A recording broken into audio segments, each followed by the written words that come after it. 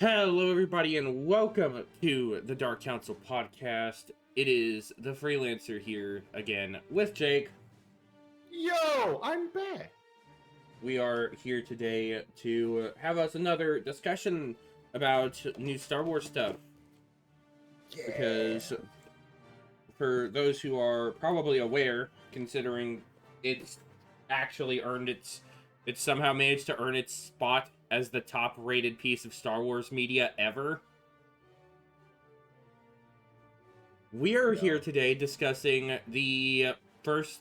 We're doing what we did when Skeleton Crew came out, and I'm gonna go through and give my thoughts, discussions, and all that on the first 3 episodes, the premiere arc, I guess is how you'd word it, for the second season of Andor. Which Jake, I made a little fucky wucky. Jake did not go and watch those episodes prior, so I made a fucky wucky. Everyone's allowed to make a fucky wucky. It's human. Too human is too fucky wucky. Awful. How dare you? But we are here today for the discussions of this, and Jake's cat's going berserk in the background. Sorry, they're one of them is playing and the other one never likes to play, so they're technically fighting. Shut up. Shh. Little man's out for it today. He's being, dare I say, himself today. And I need him to stop. He has spent the first 10 minutes of me being at my computer. I sat down, he immediately hops on my lap and starts chewing on my headphone wires. I was like, dog. Ooh. I'm gonna take your teeth away. I'm gonna make you have dentures. I'm gonna take them out when I don't want you to bite things and you can have them back later. Little fucking kitty dentures. Little kitty dentures. Like, for 3 hours. You can have them back when you've earned. You can have them back when you have proved that you will not chew on my headphone wires. And he'll be like, okay, I won't chew on your headphone wire. And he goes, I lied! And then immediately goes to chew my headphone wires. Because I know him. He's plotting. He's Plotting and scheming. talking bad about him. He heard his name, and then the fact that I would take his teeth away, and now he's plotting revenge. Plotting, scheming with all his schemes and plots. He's literally drinking water and staring at me. Plotting and scheming with all his schemes and plots. Oh man, he's gonna take my teeth when I go to sleep. You're gonna wake up and you're not gonna have no teeth. My mouth's gonna be full of fur. Why does my mouth feel fluffy? My mouth feels kind of fluffy. We all like this. Where's my teeth? And he's gonna sit there with them in a jar, just cackling. I love him. He's such a dumb cat. And a supreme bastard most of the time. That's gonna be his time. I need to give him a title. Supreme Chancellor? No. Supreme Bastard. Aren't they one and the same? I'm gonna just start calling him the Senate. The Senate seems rambunctious today. That sucks. Anyway, go on. Alright. So, to save most of the audience here, any spoilers, because it has not even been a full week since the episode's premiered yet, I will go about sparing everybody this. I will do a spoiler-free segment here. However, after that, I would recommend cutting the video off and then going to watch the rest of the episodes. Like, It's fair. Go through the spoiler-free section and then go through that. Jake no longer has this luxury. He is stuck Nope. here. I'm here for spoilers alike. It is my penance. Your penance for not doing the task I gave you ample amounts of time to perform. You gave me 3 days. Which is more than enough time. I don't believe you. As is evident in my not watching it. You have only yourself to blame. I mean, you are right. I hate it here. So, to kind of cover some of the spoiler-free stuff, because when I actually go into the spoiler territory, I will be covering each episode more in depth. But for the spoiler-free, I will give more of a generalized, more generalized overtake on it. So,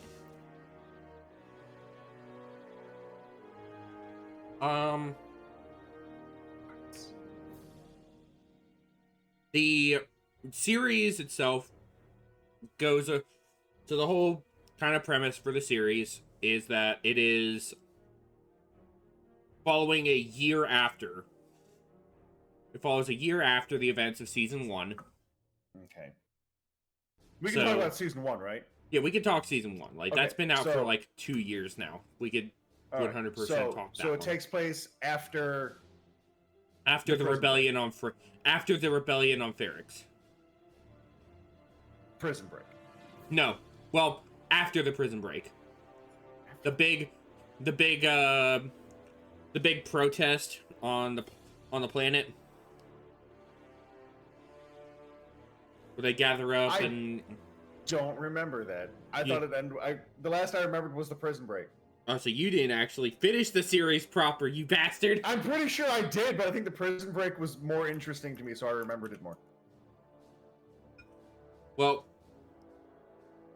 this does happen after the prison break, so okay. Dope. This would, because the event that takes place after the prison break is the rebellion on Ferrix, where the planet that we see at the beginning of the series, in like the first 3 episodes of the first season. Dope.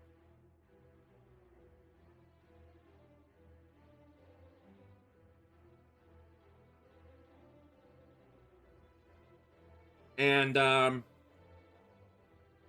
this season takes place a year after that rebellion.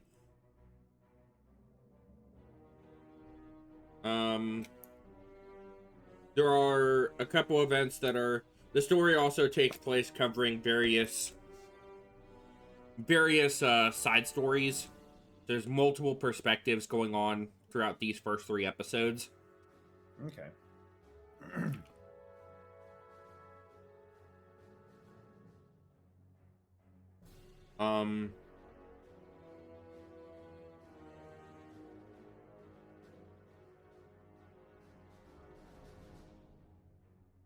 But after, like I said, after the whole rebellion on Ferrix, we are kind of shown the events of what happened. This first 3 episodes are more or less a shortened out segment. We're shown a couple characters who are featured in Rogue One, or at least more specifically, director Orson Krennic is officially shown involved in the events going on here. The arcs themselves seem to cover each year, is what I've been learning. Because originally the series was going to be like 5 years. There's going to be 5 years covered over 5 seasons, leading up to the events of Rogue One. Okay.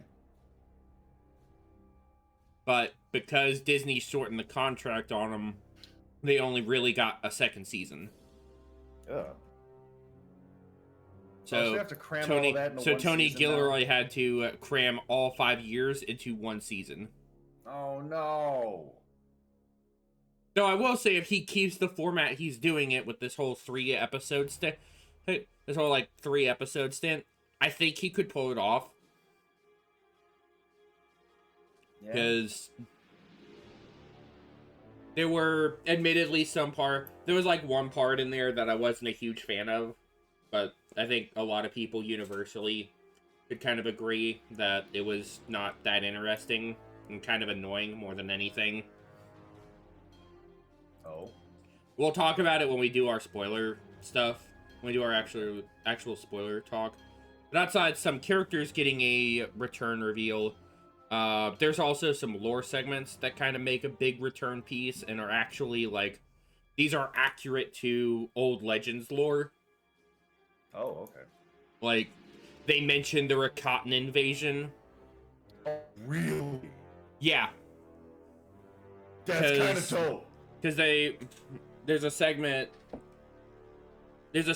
when they're on Chandrilla is the planet they're on.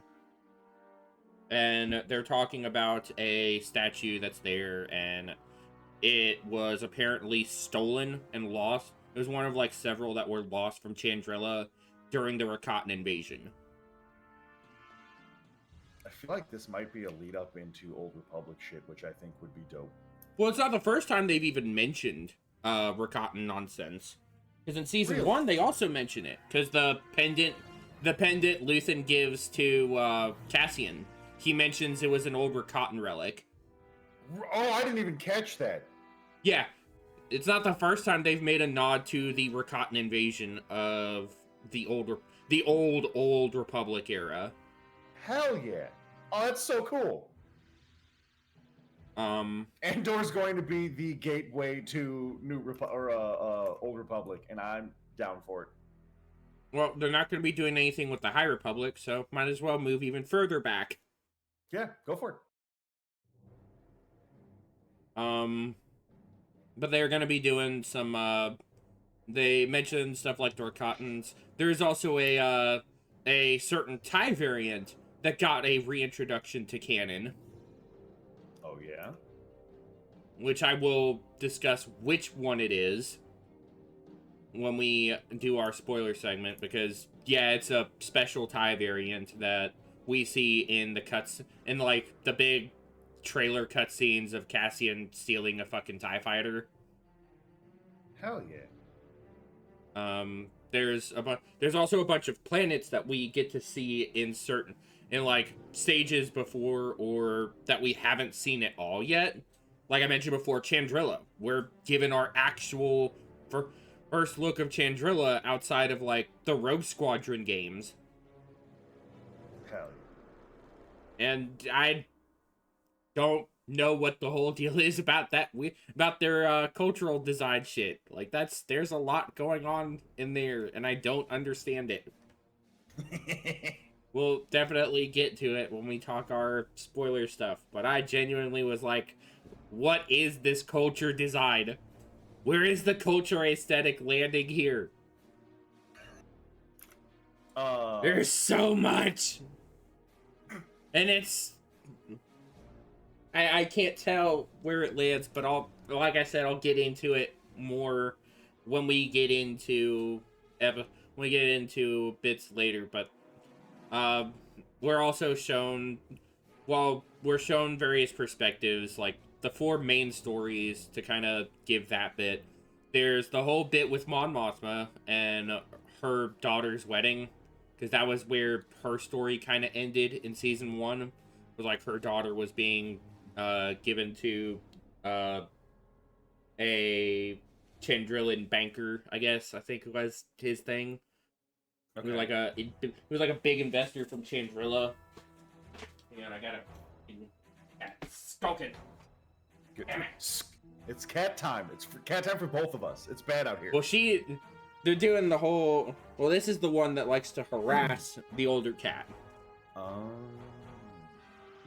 So she was like slow walking across the way, like she was getting ready to do some shit. The naughty cat. The naughty walk. There was the bad cat walk. Yep. Skulking, honestly, like, perfect description. It's exactly what it is. What is this cat doing? Skulking. But it's Macaulay skulking out here. Sorry. That was a bad joke. That was awful. You should feel terrible. I don't, but I understand why you would want me to. But yeah, Mon Mothma's whole storyline is going through her daughter's wedding, because her daughter is essentially used as the bargaining chip for her to get the money she needs for whatever investment she's making to the rebellion, essentially. Yep. So that's her big story, is like getting to see the wedding itself. Which honestly isn't a bad segment.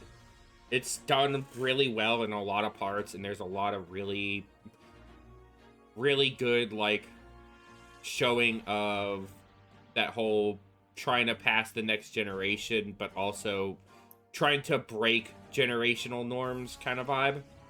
Okay.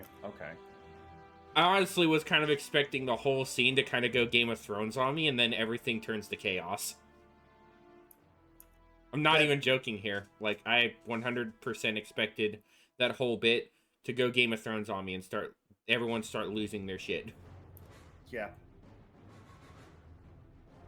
But then I remembered it's Chandrilla, and that's not what they do. Because they're all fucking pussyfests. Yep. Chandrillans don't fight. Look at Mama. There's also some really good dialogue exchanges with Mothma and Luthen, the guy who recruits Cassian and poses as the antique collector, antique dealer or whatever. Yep. There's a lot of good dialogue between those two, and a lot of good scenes with both of them in it. Like, I think this is actually some of the best we actually get to see of Mon Mothma, outside of some of her bits in Legends. Well, yeah. Because Mon Mothma otherwise is not a great character, I'll say that much. She's not You'd be right. Not a great character. She doesn't have a lot of screen time, and the screen time she does have is just, this is the boss lady. Yeah, this is the big wig. Yeah, the big wig. The rebellion. Yeah, she is the rebellion's leader.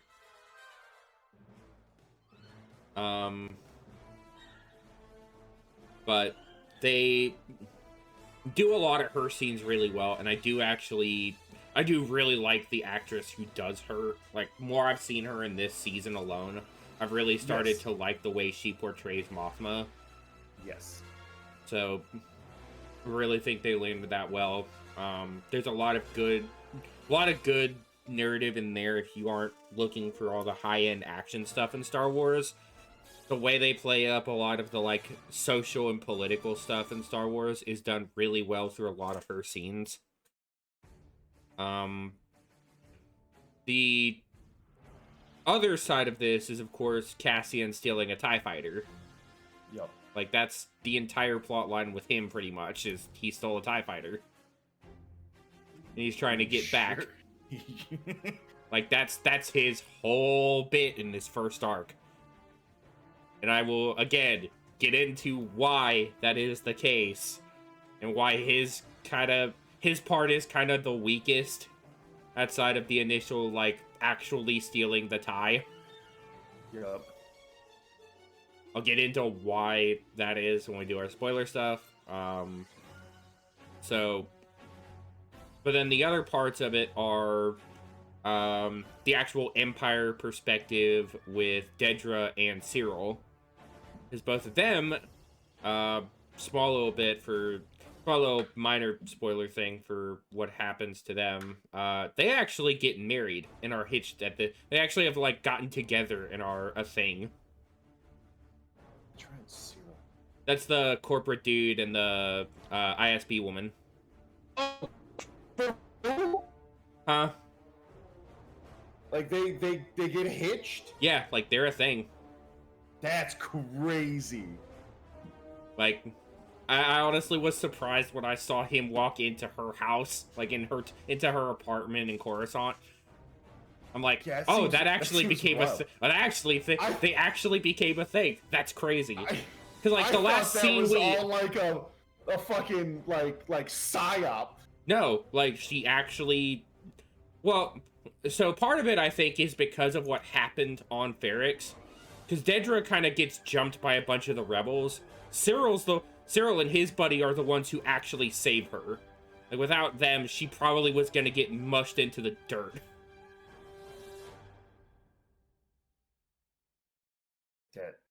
That still like blows my mind. I Like thought the Cyril entire time manages it was to a psyop. freaking Cyril saves her, and I guess after a certain point they got together. Like that's what happens to them after the 1 year gap. Dedra also is being involved in Dedra kind of has a split side to her story, because while Cyril is more or less just kind of part of what's going on with Dedra at this point, for like this arc at least. Dedra's main thing is what director Krennic is playing at. And I will kind of talk about that I will definitely cover that when we cover the first episode in the spoiler segment. Yep. Because that's also a really interesting scene and something we don't really see in a lot of Star Wars stuff. It's actually kind of a cool segment seeing that full bit with Krennic and Dedra. You know, like what happens on that side and why he pulls her in.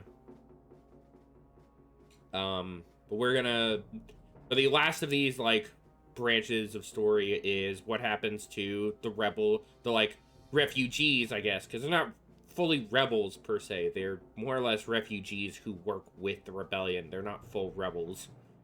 Like the people who were in Cassian's circle who got off the planet with him. When they escaped Ferrix after the rebellion. When the Empire forced the crackdown on Ferrix. Like that part, I was like, we get to see what happened to them and kind of how they've been living in this sort of like state of hiding. Is kind of what their perspective has been, like how they've been hiding from the Empire more or less, rather than actually like out fighting like Cassian is. You kind of see like the split perspective for how some people work against the Empire. Like they're more or less the people perspective of they're just trying to get by, but the Empire is impeding what they do. Because they're obviously not able to do everything they can because they're outlaws from the They're outlaws by way of having rebelled against the Empire. They are criminals for every stature of the word. Yep. Crime-filled. Eventually, though, they do kind of, like, Cassian's story and theirs does kind of coincide, and there's a lot to cover on on that whole segment alone. Like, there's a fair bit to cover in that one, and I'm not sure. There's a part in there that may be really controversial. Uh-oh. And I'm not sure how I even feel about it, despite the fact that I know they handled it really well. But it was definitely one of those basically taboos of fandom in the Star Wars community. That is one of those, if you don't do it right, you could cause a lot of uproar. You don't handle the topic, it could cause a lot of uproar. That doesn't sound good. So, we will definitely cover that. Uh-oh. But the whole thing is kind of their whole story. The stories that are told here outside Cassian's are all actually really really strong and solid. There's a lot of good segments, a lot of really well done visual stuff. And even in Cassian stuff, there's a lot of really amazing visual stuff. Like, just that whole segment of him stealing the TIE fighter. Phenomenal on every part. Hell yeah. But I don't think there's a whole lot I could really say, at least with just these first 3 episodes, without already going into spoiler territory. So That's fair. for spoiler-free segment, this is where it ends. Oh, that was a quick spoiler-free zone. Because like I said, there isn't a lot I can say without going into spoilers. That's so, fair. you all So, have 10 seconds to either go and you have 10 seconds to leave, go watch the first 3 episodes, then come back. That's right. Don't pause this though. You have 10 seconds to watch 3 episodes. No, they have 10 seconds to pause it so they can watch it. I don't think that's how that works. You have to do this in the stopped time. You must find a way to I was about to fucking say it, bastard. You have to find a way to Zellworldo and still, for somehow, manage to have a show play in the stop time. Watch it all, and then come back. You must master. Doesn't exist. You have to do this. You must master. This is how you awaken to your powers. You must master the You must master Hit's ultimate technique, the time prison, and then you must go watch you must go watch all 3 seasons within the time prison in that skipped space of time. And don't pause. We'll know. We will know. We'll sense it through the force. We'll sense it in the. Shut up! Oh, you beat me to it. Oh man. Yeah, gotcha on that one. Oh fuck. The same brain cell, but shared at different processing speeds. It's bad out here, man. It's real bad. Oh. But yeah, no, your 10 seconds start now. Moment of silence for the 10 seconds as we mourn those who have. All right, 10 seconds up. That was not 10 seconds. I literally was looking at my recording timer. I think you're lying. I am sitting here looking at the recording timer. I don't know, man. That felt like 5, dude. Well, you could be wrong, but time is not. You're right. I can be wrong and often am. All right, spoiler warnings. This is gonna contain a lot of discussion about this. We'll also contain a lot of we'll also contain some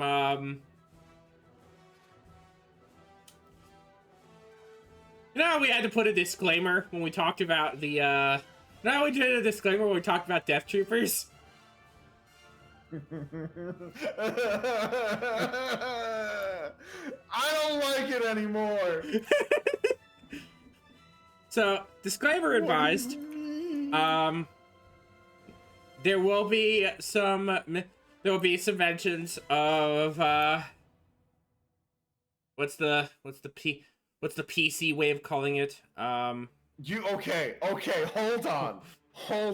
Before hold on. Whoa. Wait. If you have to find a PC way to refer to this, maybe you should workshop a little bit. I mean, don't people usually use like the letters for it? The letters for what? FBI? Hang on. I'll DM it to you. Oh, I don't like that either. Why would you do this to me?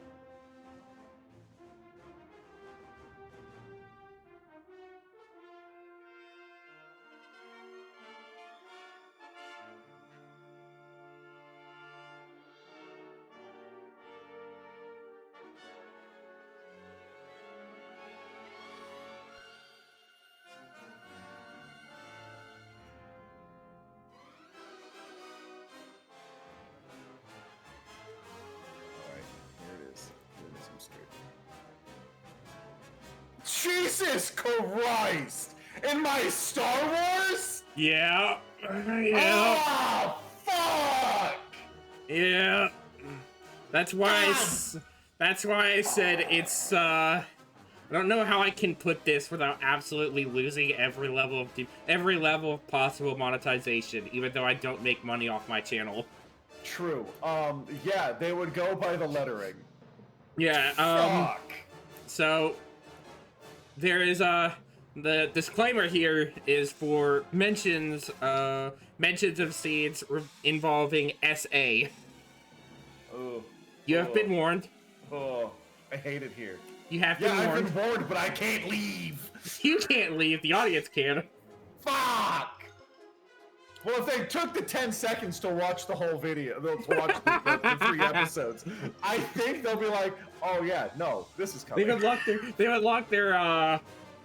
their time skip powers. They'll be able to blitz through this. Oh man, it's bad here. So bad. So I'm gonna go this episode by episode because the aforementioned essay segment does not happen until like the last episode. Okay, I thought you were about to say, yeah, no, it's the first episode. No, it does not happen. It does not happen first episode. It is something that happens in the last of these first 3 episodes. Now I'm worried about how they handle it. So I will discuss partly about it. I won't go into full detail for viewers. Like, I will talk about it briefly. So the first episode has us open off with a look at a new planet. One that I don't believe we've gotten a visual of outside of, again, I think the Rogue Squadron games. Ooh. We get a look at the TIE Fighter's homeworld of Sienar. Ooh! That sounds fun. And Cassian has infiltrated a prototype testing facility on Sienar. And he is here to he's here on a mission with the aid of a collaborator in the facility staff, posing as a test pilot to make off with this special TIE. Which, for those of you who have played the X-Wing and TIE Fighter games, you would recognize this bad boy as the TIE Avenger. I guess I should have also included the Galaxy's folk in there. They'd also be aware of what the TIE Avenger is. The one I think it is. I'll grab a photo of it. I'll grab a pic of it and post it up.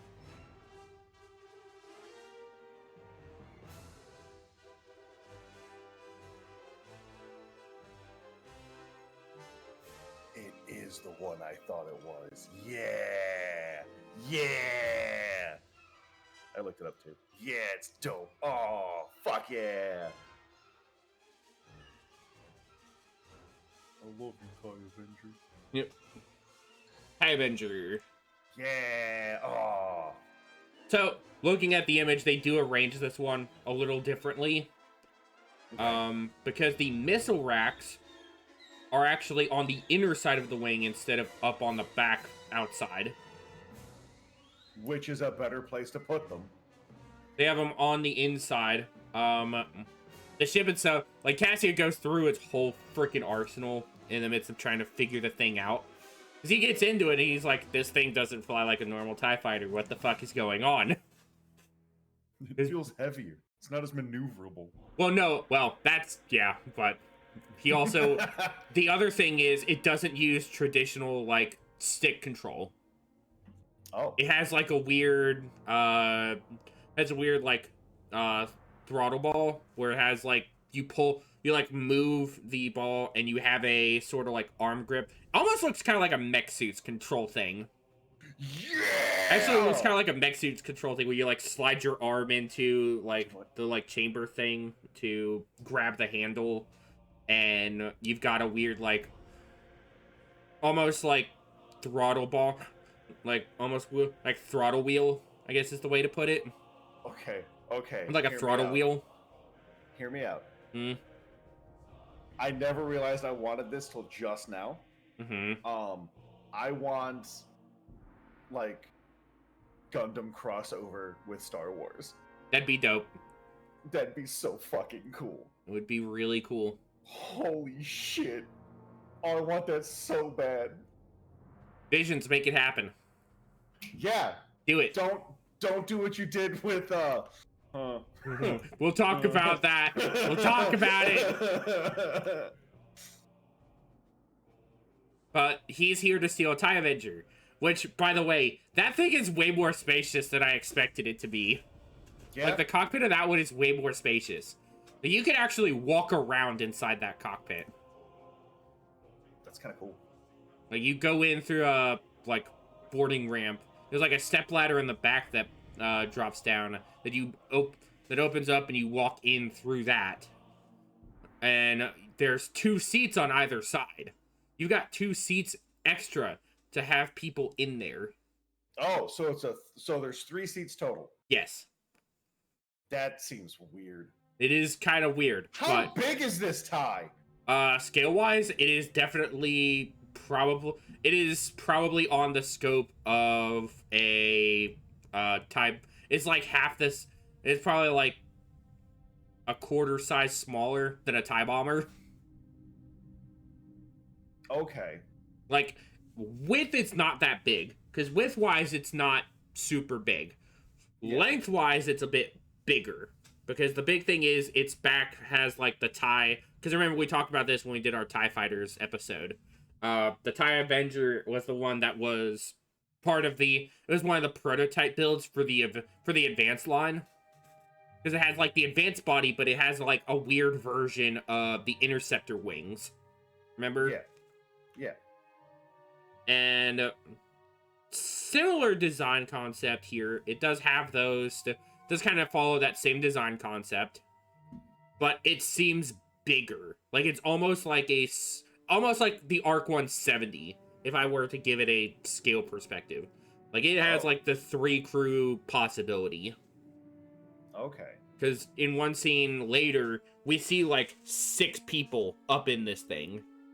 That's too many people. It was definitely cramped looking, but it was 6 people, most, you could fit up in this thing. That's a lot of people. Yeah. But he goes in, he gets the thing to steal it. There's some dialogue that goes on between him and the collaborator before he goes to steal it. And, he tries to, like, reassure her that everything she does here is gonna matter in the long run. Okay. So he goes off, he enters the hangar, there's a droid that spots him, and he just guns that motherfucker down as soon as he tries to sound an alarm. That, as you should with droids. Like, he does it like it's zero chill, too. He straight up rolls up on this thing, pistol out, bam! Yeah, that makes sense. Like, this thing just starts whirring up the alarm, and then, no, drop it. Andor's not a good guy. That makes perfect sense to me. He is definitely that is definitely a Han shot first moment. He's definitely I'd give him the title of, like, a dark hero character. He is definitely a vigilante-type character. Anti-hero? He doesn't have... Well, I guess anti-hero fits. He is... He very much fits an anti-hero aesthetic. But he's very much at least as far as some Star Wars anti-heroes go, he's definitely a lot colder than most anti-heroes. Well, yeah. Yeah. So he is an anti-villain. He's not a good person by any means. So no. For those that have that misconception in their head, break it now. Dude, first episode of the first season, he murders a guy. Yeah, murders like 2 dudes. Yeah. He kills 2 dudes in cold blood who are trying to fucking rob him. Like, dude's just walking through the street trying to fucking get back to his ship. And these dudes come out of nowhere to try to mug him. He's like, you know what? No, I'm not playing this. Bam! Bam! Yeah. Like, no chill. 100% no chill. 100% maximum no chill. God, I fucking love that we watch the same shit. Because I think me, you, and David would be the only ones who would get that. Crafty would too. He would? Okay, cool. Yeah, Crafty would too. Because he's seen it. Dragon, I think, also does. I love Project Mouthwash. So good. Hello, actual Satan. Oh. But yeah, they go through this whole... He goes into the TIE fighter. He starts looking at controls and everything, and he's like, what the fuck am I doing? What the fuck am I doing? I want to see if I can actually snag a view of the cockpit from Andor.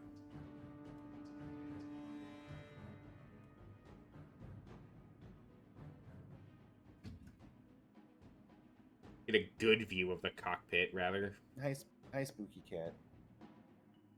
Hello, how are you? I guess this is probably as good as a shot that you can get.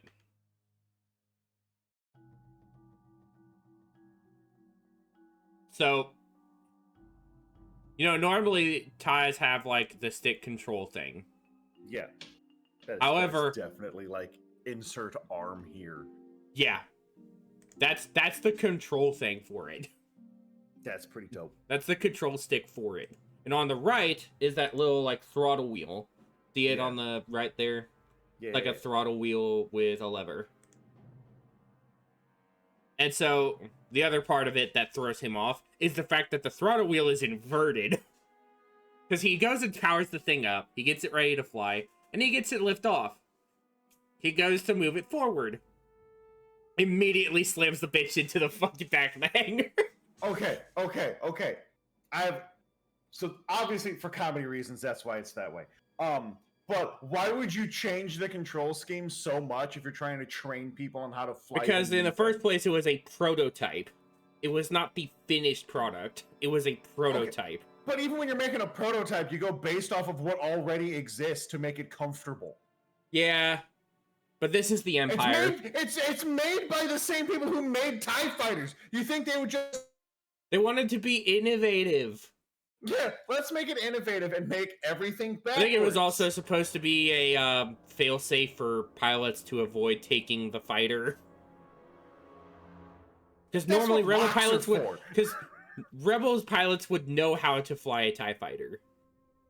Like, they would have the ability to... Rebel pilots were Empire pilots. Right, they would know and have the skills to fly a TIE fighter, simply.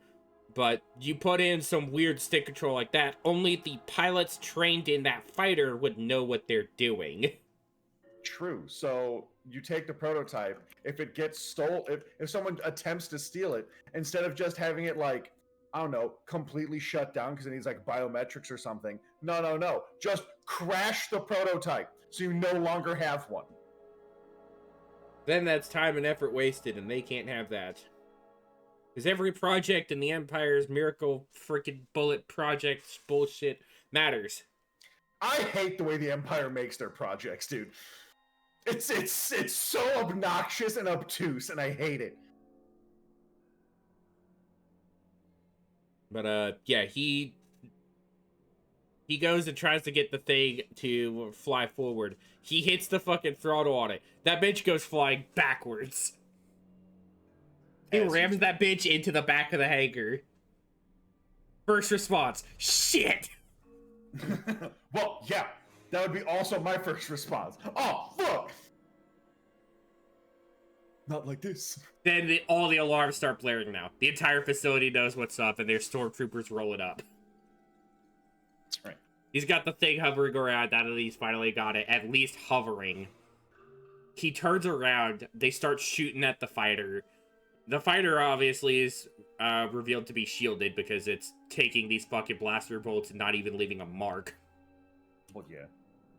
So, the Avenger is very clearly a shielded TIE, which makes sense. It was one of the, like, 5 that actually had a shield and a hyperdrive. Yup.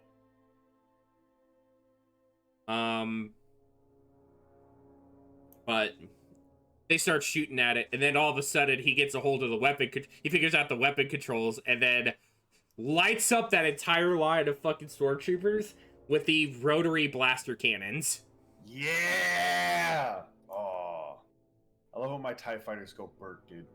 Like, straight up, A-10s with fucking laser cannons on them. Oh, it's so good. And the best part is when he's showing off all the weapons, when he's, like, testing all the weapon systems and everything, kind of, like, checking if they're checking if they can actually, like, whir up or anything. Yeah. we see on the sides the actual rotary cannons. Like, this thing is equipped with a pair of rotary blaster cannons. Oh, it's so cool.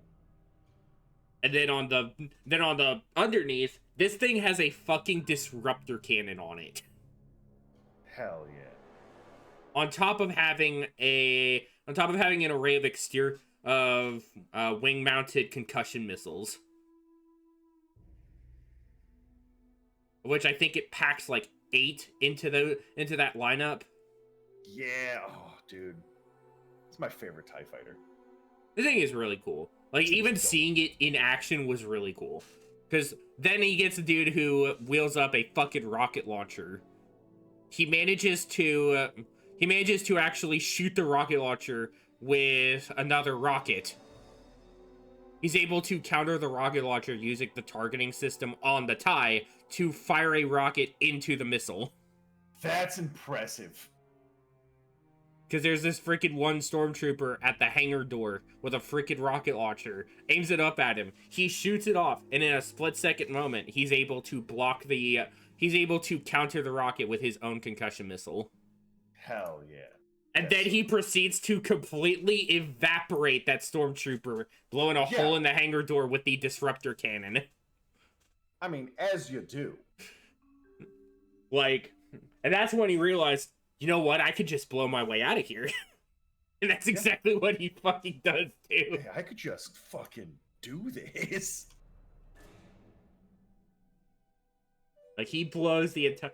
Like, you get the showing of, like, the hole through the door. There's no dude standing there. And then he gets this moment of realization, like, oh, that's how I'm supposed to get out. How am I gonna get out? Woof. Oh, through violence.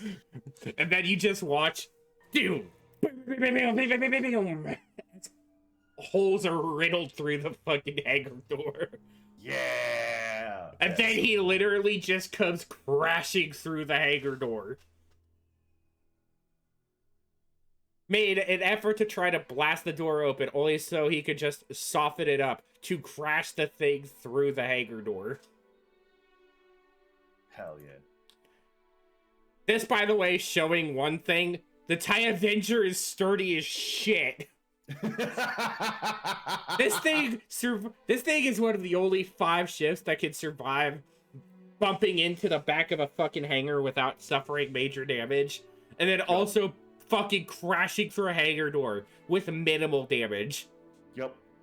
Dude, you do that with a regular TIE, it falls apart like it's made out of fucking popsicle sticks, dude. Fucking TIE Fighter literally explodes against that door, and then it blows up the dude behind him. Oh, that's so cool. This thing literally lightly blasts up a way to soften the door, crashes full on through it, and goes skidding down a hill. He eventually gets it turned on, and there's a really cool chase scene with a pair of like, do you remember in Rebels the Inquisitor TIE Fighters, the V1s? Yes, yes. Yeah, there's a pair of those that are chasing him. Oh, that's cool. There's a pair of those that are chasing him, and he's chasing him through a fucking, like, ice canyon. And it's a really fucking cool chase scene. And he's having to, like, navigate against this fucking canyon. Because this is big, bulky TIE. Those are nimble as shit little fucking flies. Yup. The size comparison, those things are, like, 2 sizes smaller. Those things are a whole 2 sizes smaller than the TIE Avenger. Like, 2 of them, in scope, would be about the size of the TIE Avenger. That's dope. And he's able to completely outpace and completely waste them by chasing them through this canyon, causing one to be blown up in the canyon, and then doing the fucking epic glide through like an through like a cave that's got like that like sits above the ocean, like a overhang, overhang cave. He blows the fucking ice cap up to make his escape, and in the midst of doing so, he causes the other TIE to be caught in the cave-in. Oh, that's so good. Then as the fucking smoke clears, he comes flying out and flies up off into the freaking horizon. Hell yeah. It's a cool fucking sequence. And honestly, I don't think I would have been as interested in this season had that not been how they open up. Because, like, what's wild, everything we've seen so far, for the most part, is like the first couple. Everything we've seen in trailers is most of the first 3 episodes. That's dope. Just about everything we've seen in the trailer so far has been these first 3 episodes. Oh, that's so cool. Those first 3 episodes were dope. These first 3 episodes are really good. But that's how the first episode opens off. That's just the opening segment. Hell yeah. And then we go and take a jump over to, I think we jump to Chandrilla first. Where we are shown Mon Mothma and her family getting ready for this wedding for her daughter. Because apparently old ancestral traditions for Chandrilla is like younger generations, when they turn 14, apparently are able to be considered of age to marry. Okay, Chandrillans are weird. Yep, but that's kind of what we expected. Yep. Apparently it's like a noble tradition thing, so it's not like one of those open things, like for noble. It's still weird. But we're shown a lot of segments involving them, like most of the opening bit there is them arriving on the planet. So we actually get to see Chandrilla in live action, which hell yeah, kind of cool considering the only time we've actually seen it outside the comics is the Rogue Squadron video game in that one mission. Yup.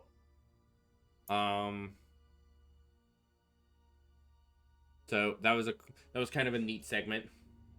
But then we get to some of the later parts. We get through seeing Mon Mothma and her family arrive. Then we see Luthen has also shown up. She's like combing the streets, talking to people, greeting them. We're getting kind of like a view of the area, essentially. Or I guess it's the Mothma estate is where they've landed. Is like her family's personal estate on the planet. Okay. But we're kind of like walking through the streets, following her perspective throughout that whole bit. And seeing her talking to the populace and some of the people she's encountered at this point. Like the investor dude who's actually like set up the whole arrangement with the guy whose son is marrying her daughter. And so we're kind of getting to see the visual of Chandrilla more than anything else. But then after a brief encounter with the investor dude, we're also shown Luthen has also come to the planet. But while he's not here doing work for the rebellion, he is here as his alternate persona as a antique dealer. Okay. Because it's revealed in later part that he is the one who brought the statue that I mentioned. Oh, okay. He acquired and brought the statue as a gift for the family as part of like a wedding gift. So they now have a piece of they now have one of those statues back on Chandrilla, and he's the one who brought it back for them. But on the side, he's also like worrying about Cassian and like, did he fail? Did he die? What's going on? Because Cassian goes dark after a moment. Like, complete calm silence on his end. Oh. But of course, that's to be expected until he actually gets to his meetup point, which is the next scene we are shown.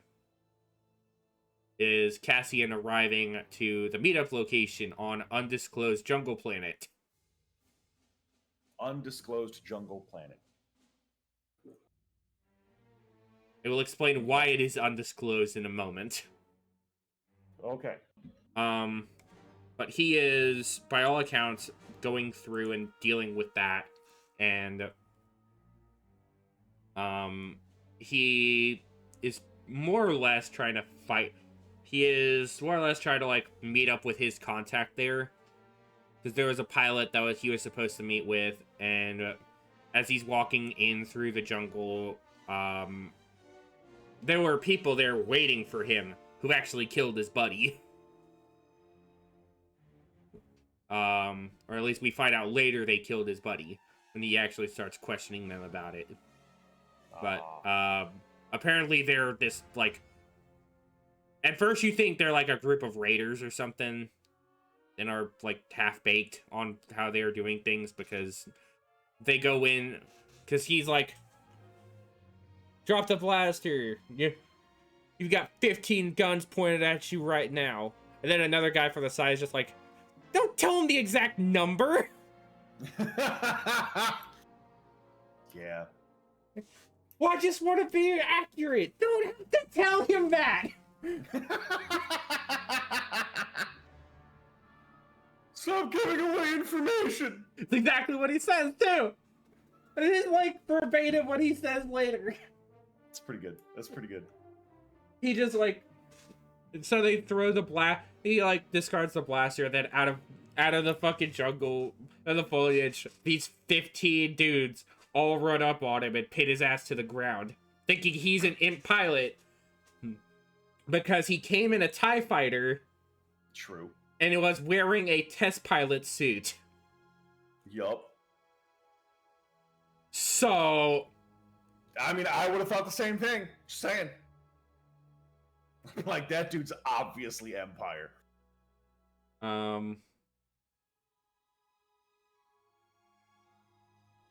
But we find out later that these guys were part of a rebel group who I guess Cassian knew.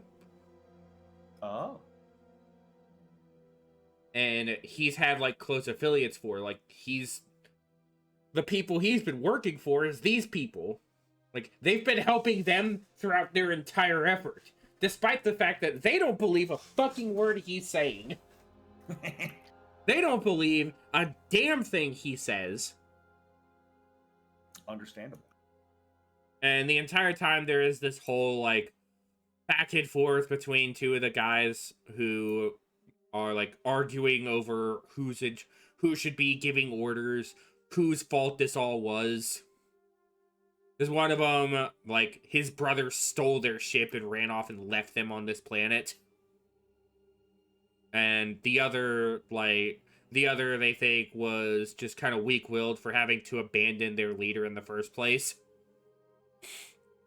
Yeah. Believing, because they lost, like, because they said that they were in a space battle and they lost, like, 6 ships. They lost, like, 6 ships on a raid to the Empire. And their leader's fate is unknown, but believed to be dead. Understandable.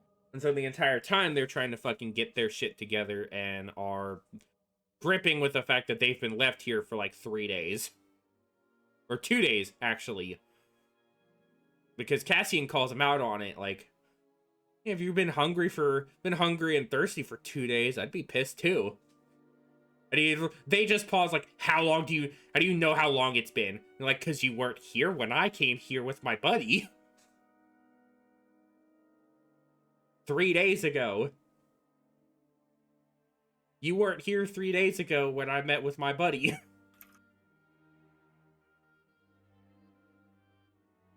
So that was kind of like, that was one of those like cool sharp mind moments that Cassian gets.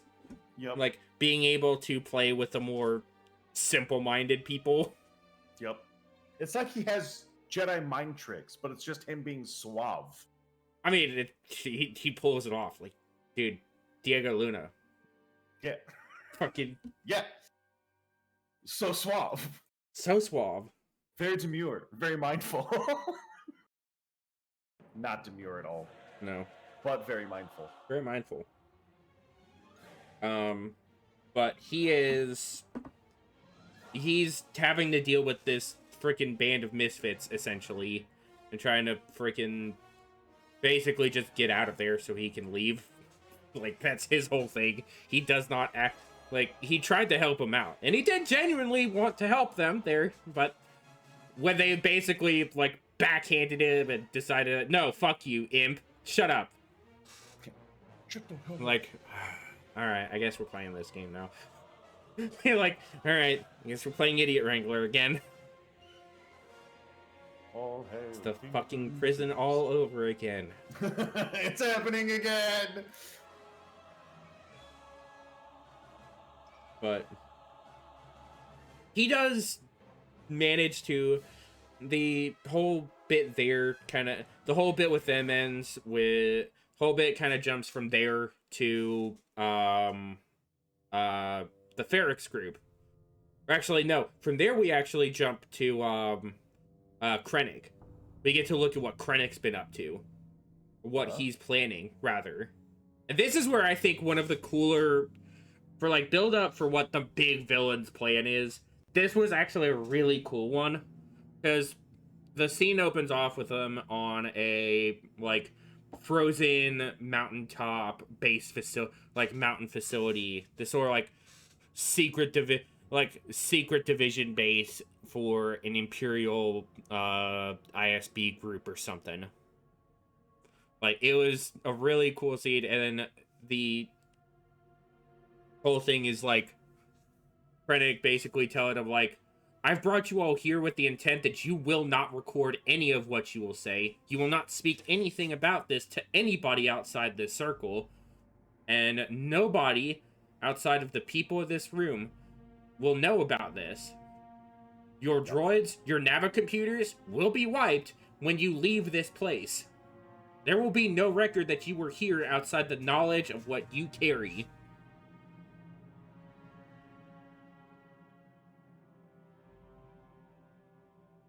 We can't have leaks. And so he goes off of that and talks about the notion that they need, that there is a operation they are about to undergo, and he is going to fill them in on what. So he starts to show them this, I'd almost call it if you could give a better description for a planetary travel planetary travel advertisement video. Okay. Like, because the video was like a tourist, was like one of those tourist advertisement things to a specific location, and it was specifically to the planet Gorman. In canon Star Wars lore, Gorman has a crazy amount of significance for unknown reasons that are going to be unveiled here. Because in canon Star Wars, specifically through Rebels, we learn about an event called the Gorman Massacre. And apparently that is what sends Mon Mothma over the edge to fully, openly support the rebellion. The Gorman Massacre is what fully, like, tips her scale in that, no, there is no way to try to appeal to both sides here. The Empire must be stopped. We cannot play the games we've been doing anymore. We have to stop this now. I mean, it's understandable. No one likes a massacre. I mean, except the Empire. In certain other countries, but we're not going to get into that. Whoa. We're not talking about real life. Hold on. I mean, I guess the Geonosians also like a good massacre. Geonosians did like being massacred, apparently. They came back a second time to do it all over again. They loved it so much they wanted it to happen again. Second time. They think they tried it a second time. They're like, oh, dude, this time with shit, zombies. This time they brought their fucking dead back to fight with them. Oh. They like massacres they so used much. Goddamn brainworms. Brainworms. Man, fuck Geonosians. I hate them more than droids. Geonosians are awful. They are the. Would you say you hate Geonosians more than Gungans, though? Ooh. Yes. I can accept this. I also hate Geonosians more than Gungans. I will still be dead in the cold hard ground before I recognize a Gungan as my equal. But But that same sentiment applies to the Geonosians. yes, but worse. Geonosians, just bugs. Fuck them. And if Oh, but they have art and like I don't care. They're bugs. there's no fucking worthwhile art in Geonosian culture. I'm sorry. Goodbye, bugs. Goodbye, Geonosian bugs. You art is deserve creepy. this. Geonosian art is weird and creepy. Stop it. It's weird and creepy, and I don't understand it. Therefore, I hate it. Not even that you don't understand it. It's just weird and creepy. But yeah, no, like they go into this whole bit about the Gorman massacre, or at least what we're learning here, how the Gorman massacre is supposed to occur.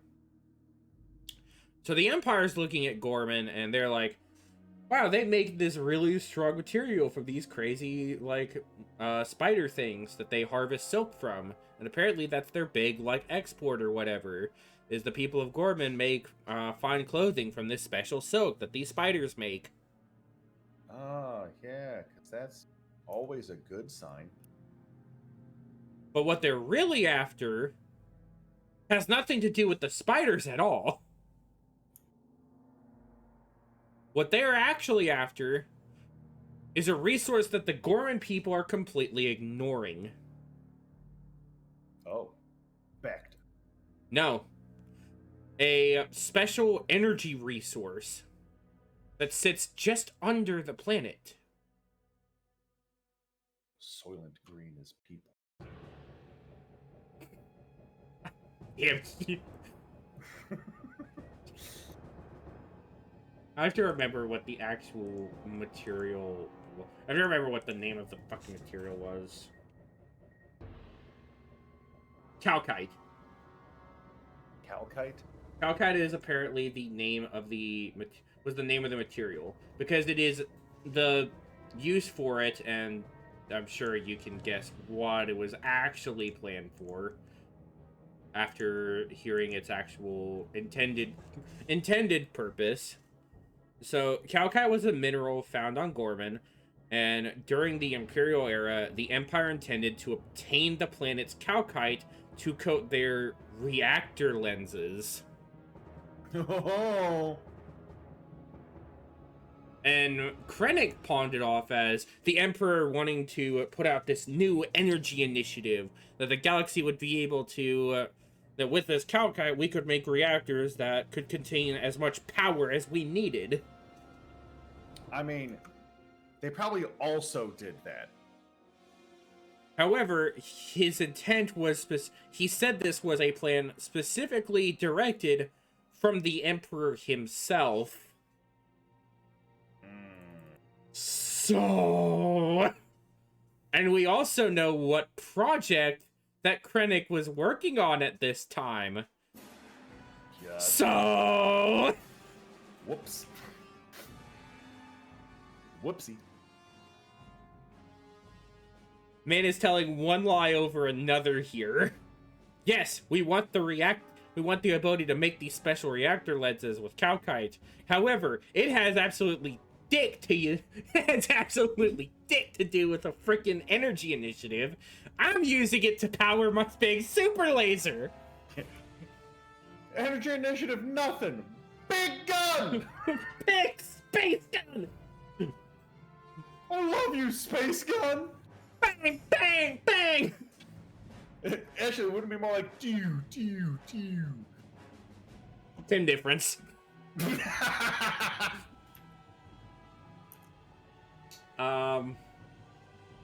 But yeah, no, that's what they were plotting with that one. So Awful. And some of the people involved are the ISB Major and Dedra, who are part of that inner circle, among some other Imperial officers, researchers, and two, what do they call them? Members of... oh, fuck, what was the fuck? They actually had, like, a department in the Empire that was basically their, like, broadcasted. It was basically their propaganda group. So they could actually, like, these two were like, we push the media how we need to for the Empire's end. Gross. So mainstream media. Yep. And while he was fine with letting them do that, in the after bit when they were talking about it, Krennic approaches Dedra, who's kind of like spaced out from the whole event, and he's just like, "So what did you think of the whole what did you think of that whole plan back there?" And she's like, "Well, I thought it was tactically sound. There is plenty of ways we could make it work." And he's like, "All right, we're cutting the semantics here. You've already come up with a plan, and I need to know what you've already got. You heard it as soon as I mentioned what we were doing, and I want to hear what you're doing, because these guys are going to come up with something, and it's probably not going to work. I want to know what you've got." Yeah. I know what your portfolio is. And Ferrix I know was your shit's gonna work. And I believe part of his exact word, and I'm probably wrong in the exact quote here. Like, what happened on Ferrix is a mark that anybody would wish to come back from.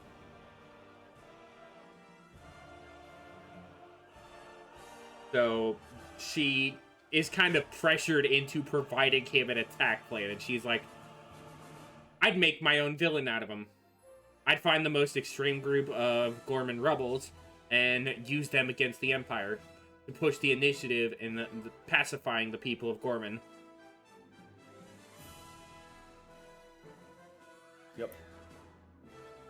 But the entire time exactly, she's like... Exactly what I'd think for an ISB agent. But the entire time she's like, "I don't want to be handled with this assignment. This does not sit right with me at all." No. It's what I do, but I don't like it. She's basically pushed into this corner because it's like... She's kind of pushed with the idea that she's going to be working with Krennic, who, by all accounts, is going to be wrapped up in his own nonsense that he's not going to care what she does. Yep. And he's only going to want the results of what she does. Yep. So He is a she's results-focused man. So she basically gets free reign to do as she wishes so that she can accomplish her goal here. And the entire time she's like, "But I could still try to find... I can still try to find the guy I've been looking for." And he's like... And the major dude's like, "No, like, you've been fucking looking for this dude forever. Until you actually have him, there's no reason to try to brand him... There's no reason to try to make him famous. Until you've captured him, there's no reason to make him famous yet." Because that was his exact wording. Like, and I kind of agree with that logic. Until you've actually caught him, there's no point in trying to popularize him. Yeah. Because at that point, you're just chasing ghosts. You're not chasing anything at that point. You're walking dead ends and following up on empty leads. But the last kind of like bits that show up are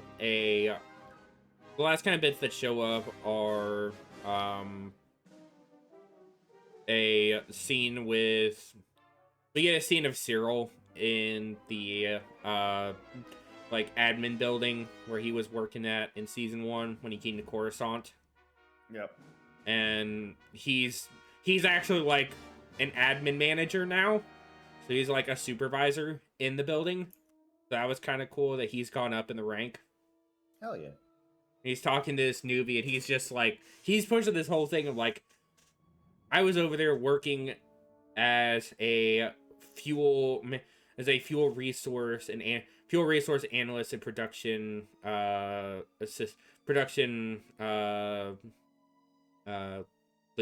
logistician or whatever." Like he was working on tracking like resources for the Empire and seeing where and who they ended up to. And he uncovered an entire scheme, managed to overthrow that scheme and undo it. And he was doing that just about a year ago. He was sitting in one of these fucking cubicles just off at a corner, right there, over little less than a year ago. And now he's up where he's at. And the line he gives him that honestly I kind of vibed with a bit. Like, it's actually one of the lines for him that goes kind of hard was, every little bit can make a difference. Like, for him kind of say that, it was like, I mean, for your whole character, it did kind of matter. Like, you were kind of in the opposite end of Dedra, where Dedra had pretty much every resource she could to hunt down her target. But you're the only one who has managed to do as much as you have and come out higher than you've expected to for it. Like, you've managed to follow up the leads that she couldn't and managed to land where she couldn't. Like, I think that's kind of why her and him worked together. Like, that was kind of why I was okay seeing them actually become a thing after Ferrix. Like, he definitely earned that. He definitely, like, showed he is more than just some, like, crazy conspiracy theorist or some sort of, like, absolute fucking sociopath. He's still the latter, but still one of those. The worst part is, in the scenes he shows up in, when it's like him and Dedra doing stuff, I almost liken it to, like, this may actually be kind of an insult to him, but I almost see him as, like, if Star Wars made Sheldon from fucking Big Bang Theory as a character. Oh, no, I would do it. Yeah. Because he's just this really, like, specific, like, meticulous dude, and gets really awkward about some shit, but is really passionate about others. So he has a hyperfixation and is slightly autistic. Yes, extremely. Okay. Extremely that. You want to talk about my hyperfixation? No. Like, there's scenes with them later that I'll get into when we talk about the next couple episodes, but the whole bit with Cyril is kind of like his only bit in that episode, in the first episode, for, like, seeing where he's ended up. Now he's a supervisor in the admin building he was working at. Hell yeah. Moving on up. And then we cut to where the Ferrix group has ended up. And I think there was another part where they pop in earlier before Cassian's whole thing, where he actually gets captured. I think there was a bit with them, because the first bit with them, I think there's 2 bits of them in the first episode. The first one is, like, at night, we're seeing the little hovel on this, like, agri world. Mm-hmm. And there's this, like, camera perspective thing of, like, this dude walking into the house. And you think it's, like... And at first you think it's, like, a bounty hunter or an assassin or something. And the camera pans and it changes. The camera pans as it, like, enters the bedroom of Bix, where she is asleep at this point. And it's, like, younger Cyril. That's not Cyril. It's the fucking crazy doctor dude who tortures her in the hotel on Ferrix. When they capture her and try to get her to reveal who the rebel agent is. They ever go through, like, that crazy fucking sound torture thing that absolutely fucks up her brain. Oh, okay. He's the one who walks in, pulls off the covers, that she's flipping out, but we cut away, and it's just the group from Ferrix kind of, like, trying to ease her, like, look, it was just a dream. You're fine. It's okay now. And so we get to... They're talking about that whole bit, and poor B2 is just like, we need to tell Cassian. And he's just like, yeah, we can't do that right now because we don't know where Cassian is, and he hasn't reached out to contact us yet. Until he gives us that go-ahead, we can't do anything. So he reaches out to us. We can't reach out to him. And like, he'll be back soon. We'll deal with it when he gets home. Um, and then the next scene of them, which comes up later, just before the last scene of the episode, is the shot of it's this visual of them on the actual farm working. They're actually working on a moisture evaporator, or like a Okay. or like a water sprayer kind of thing. I want to say it was a moisture evaporator, but it looked like it looked kind of like probably like sprinkler, looked like a big stationary sprinkler setup. But again, big agri world. Yeah. I imagine it was some kind of like sprinkler setup thing that they kind of keep stationary for certain plots. Which that planet was also another one that was kind of like, it's not all that as far as like visuals. It's like it's a farm world, but it was kind of still a neat thing because you don't really see that sort of vibe in Star Wars outside like Lothal. True. You really get to see that kind of vibe in Star Wars a lot, so that was kind of cool. But then during them working on it, there is a Imperial freighter that shows up. Gazanti freighter flies in, and apparently they're here apparently they find out later that they are here on. They're trying to figure out like what they're doing here and trying to gather information. The next episode they go in with, but the last scene for episode 1 is Cassian and the band of rebels basically fighting it out and losing their shit at this point. Like, nobody's able to fucking agree on anything. Everybody's at their wits' end. Nobody's able to come to common ground. Yeah. And Cassian's just there the whole time, like, so who's actually in charge here?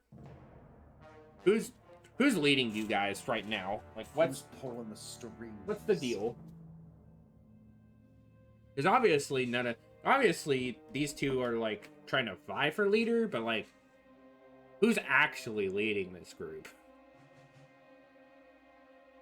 And in the midst of them losing it, like on and off throughout this bit, they're trying to fuck with the tie. They're trying to figure out like how they can get him to do it for them without like blatantly telling him like, hey, we could get you off the planet. If you help us get off the planet, we'll be able to you get us off the planet, we'll let you go kind of vibe.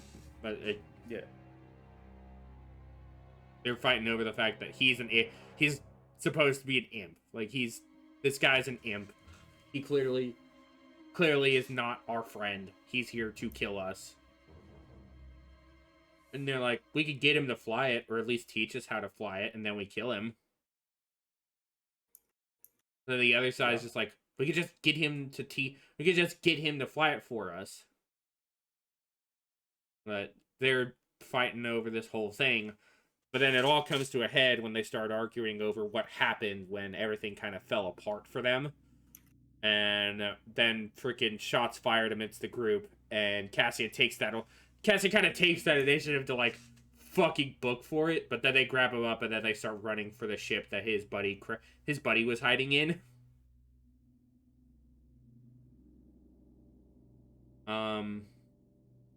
So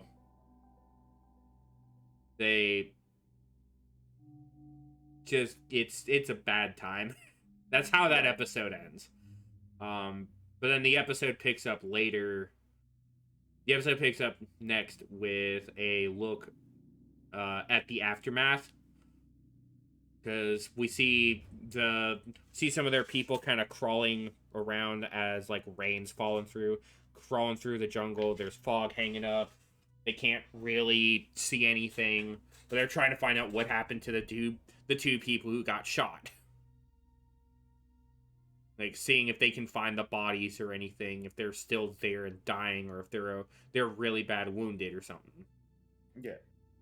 Well, they eventually get there and they find one of the bodies, or rather, the foot of the body. Because all that's there is the foot. Yep. Which was kind of fucked. But then on the other side, they only find the goggles of the other person. So, whatever's out here in these jungles is not good news. Game over, man. Game over. They're losing their fucking shit over. Like, what the hell are we supposed to do? What do we do? How are we supposed to resolve this? How do we get out of here? They're over there on the side with the TIE fighter. How the hell do we get out of here? Our pilot's dead. They're like, we've got the pilot, so they can't do anything. And then Cassian's over here just kind of taking whatever drops of water are leaking through the broken ship hull from the raid. He's just sitting there while they're fucking like, screaming and howling at each other, just trying to figure out what the fuck they're gonna do. And he's just like, hey, so you guys probably want to start stockpiling water? Because we're gonna be here for a minute. Uh-oh.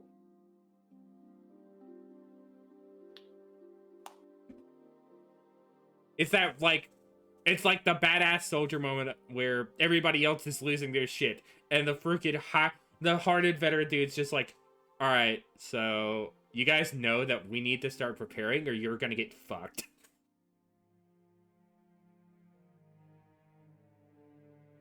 Because if you don't prepare right, you're going to die out here. Yup.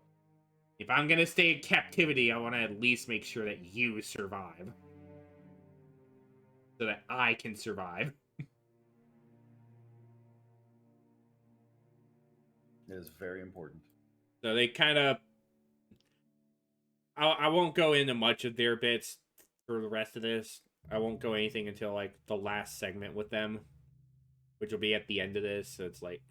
Yep. Because it's pretty much that same sort of back and forth thing, where it's just like, hey, we should go and deal with this. We should go just fight them. We should go try to sneak up on them and take them down. Go grab the TIE fighter. How are we supposed to fly it out of here? Well, we've got the pilot. How the hell are we supposed to fly it out of here? Well, we can go kill them and take the pilot. Y'all fucking sitting on your fucking dicks this whole time. Figure it the fuck out! Oh, God.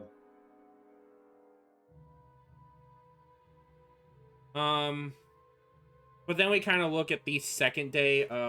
I also fucking forgot the bit with Mon Mothma at the end, because there's a whole bit with the actual, like, there's a whole bit with her and her daughter, like, the first day of the party for the wedding. Because apparently Chandrilla weddings have a 3-day span for the party. Oh my God. And there's a lot of drinking. There is a lot of drinking at these parties. I'm starting to not like Chandrillans. I mean, I didn't care too much for him to begin with, but the whole bit with them also kind of comes out to there's a whole thing where Mon Mothma is kind of talking through the party and whatever. She catches some of the characters we've seen, her sister, we see her sister running around. We see Luthen. We see the investor dude, Take-Homa, I think was his name. Okay. And also, there's a bit with her daughter and the fiance. They're just getting into a fight, and she runs off. She tries to confront her, and she's going on like it's very clear the energy she's trying to give is like she wants to actually make a she actually wants to make a relationship out of this. She wants to have something there, but he doesn't receive that in kind. Very clear the only reason he's doing this is because his daddy told him to. Yeah.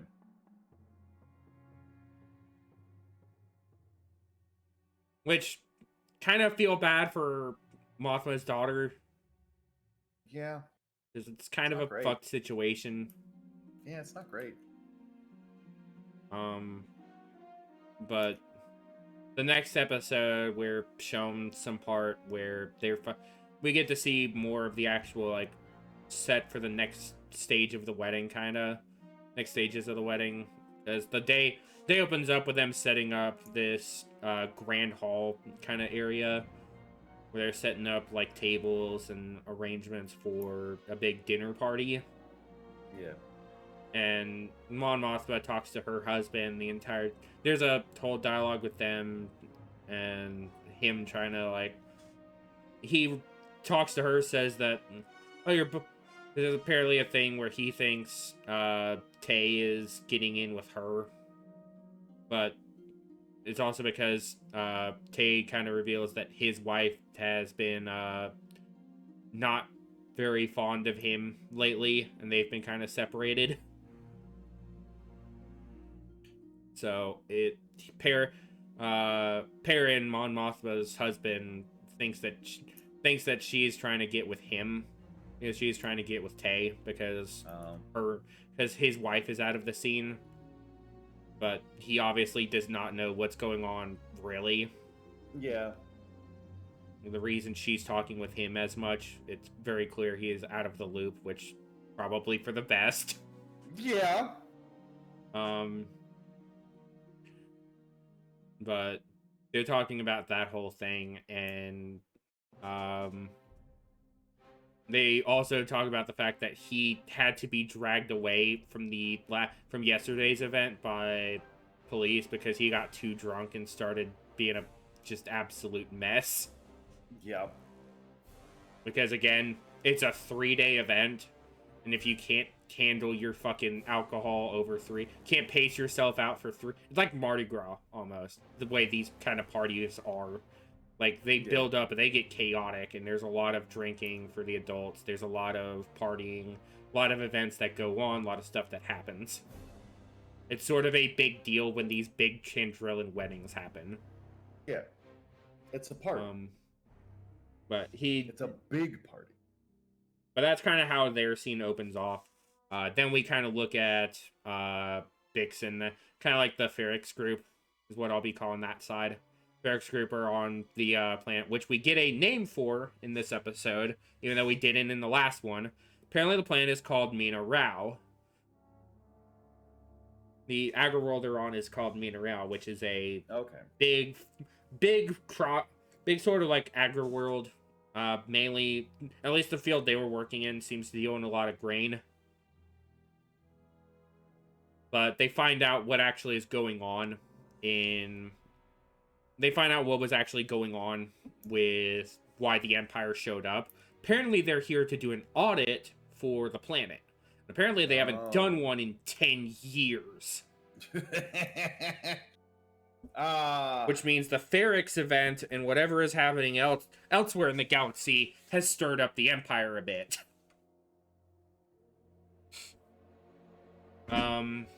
So they're gonna have to be careful about watching out for the Empire, keeping eyes on patrols and everything. Mm-hmm. And the guy who runs that sort of sector, because apparently they divide up each sort of plane of agricultural segments to blocks of hundreds. Oh. So I think they go up to 900 is the highest it goes. So there's 9 different segments of the farms.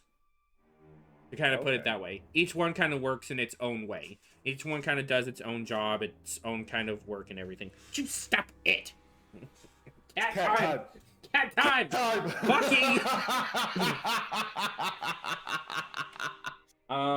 But they're... Apparently, the one they're in is the 500 block. What it's called is the 500 block. Okay. But they've been on this planet illegally as laborers. Like, they're working on this planet illegally. So the Empire catches them and they find out they don't have a visa to be working on the planet. There may be a problem. They're worried that if they find out who they are, they might find out that they were involved in the Ferrix nonsense. Yup. So that becomes a big concern for their group. That's kind of all we see of it then. There's another cutaway in that episode to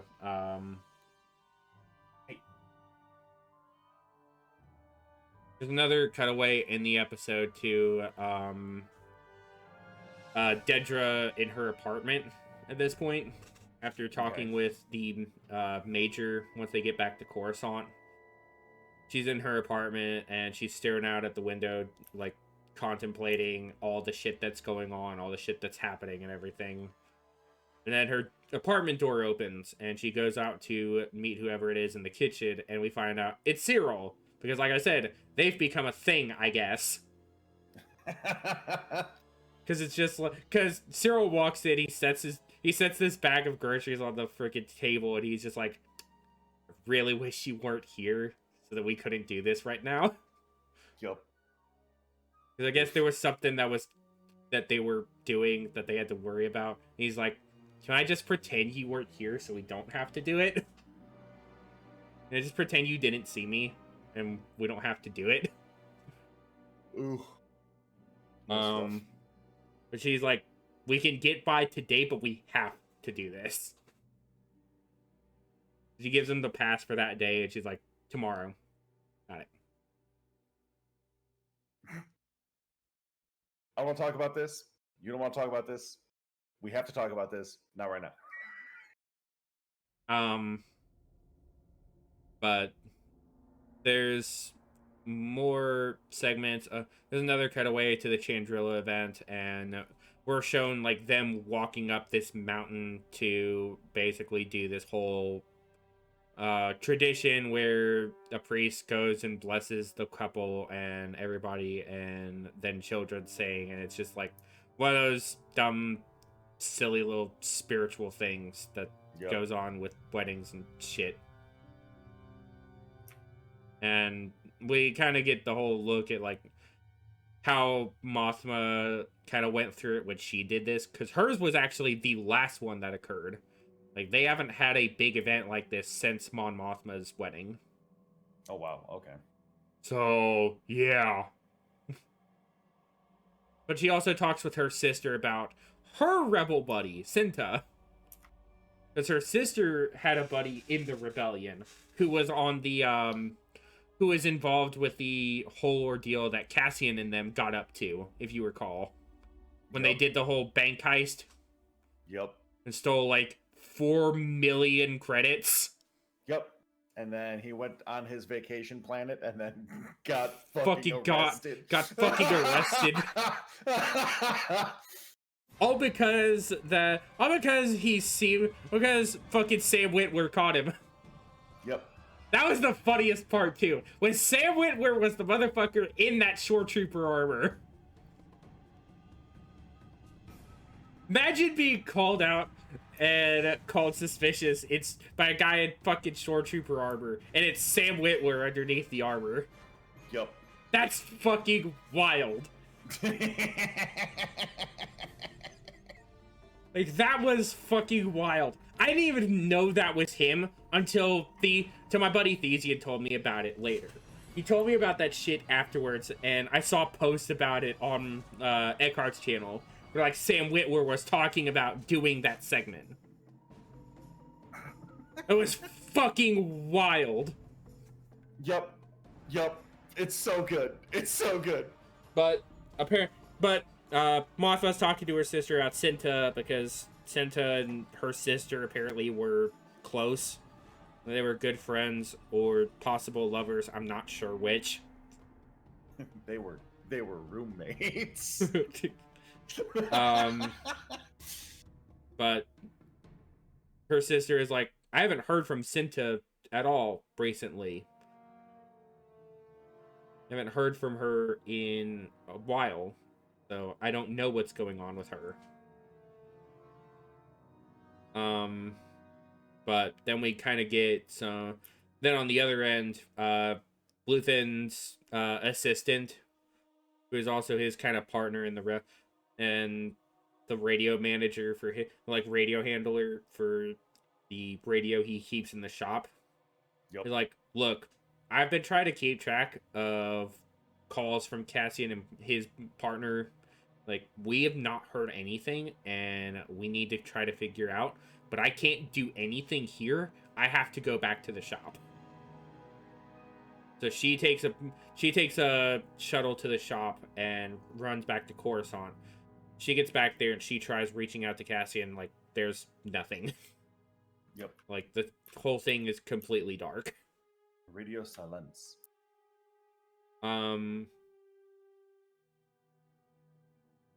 The next bit that kind of comes up involving the whole Chandrillan wedding event thing. I think that's kind of the bigger focus in this episode, aside from kind of building up to some of the stuff that'll come up on Mina Rao. Mm-hmm. Is the like second day of the wedding, like what's going on behind the scenes there. Yeah. Because in the second day, after the whole event, and after another cutaway to more shenanigans on the undisclosed jungle planet, we get another cutaway to Mina Rao, where they're kind of all in this sort of like group meal session where everybody's kind of together eating lunch and everything in the field. Kind of a kind of nice, wholesome little scene. And then Nice. the guy who kind of supervises the 500 block rolls up and he's like, all right, so I got more word. It looks like the Empire's going to be running out here. They'll do a quick edit. I'll try to keep your people safe, but if things go south, I've got a backup plan for you. And he gives them these emergency mechanic passes to the 800 block and is like, this is for a job. 800 block needs some mechanics for sprinkler systems and everything there. Go out there, head out before the search parties start, and you should be fine. Problem is, if they check those papers, those dates aren't correct. Oh. So I couldn't manage to save you on that. But hopefully they won't look too hard at that. The best I can do kind of vibe. Yeah. So they get kind of ready for any fallback plan if they do have to move. And ultimately they kind of reach the point of... Ultimately the next scene pop-up is back to Chandrilla, where we're seeing Mon Mothma and everybody in the actual big dinner event where everyone's gathered around. There's... everybody's getting ready for a big speech that Perrin is going to have. And Mothma and Tay talk again, and he's like, so I'm glad that I managed to get all your money stuff moved around. Everything works out for you, and everybody came out. Everyone kind of came out better than they were before.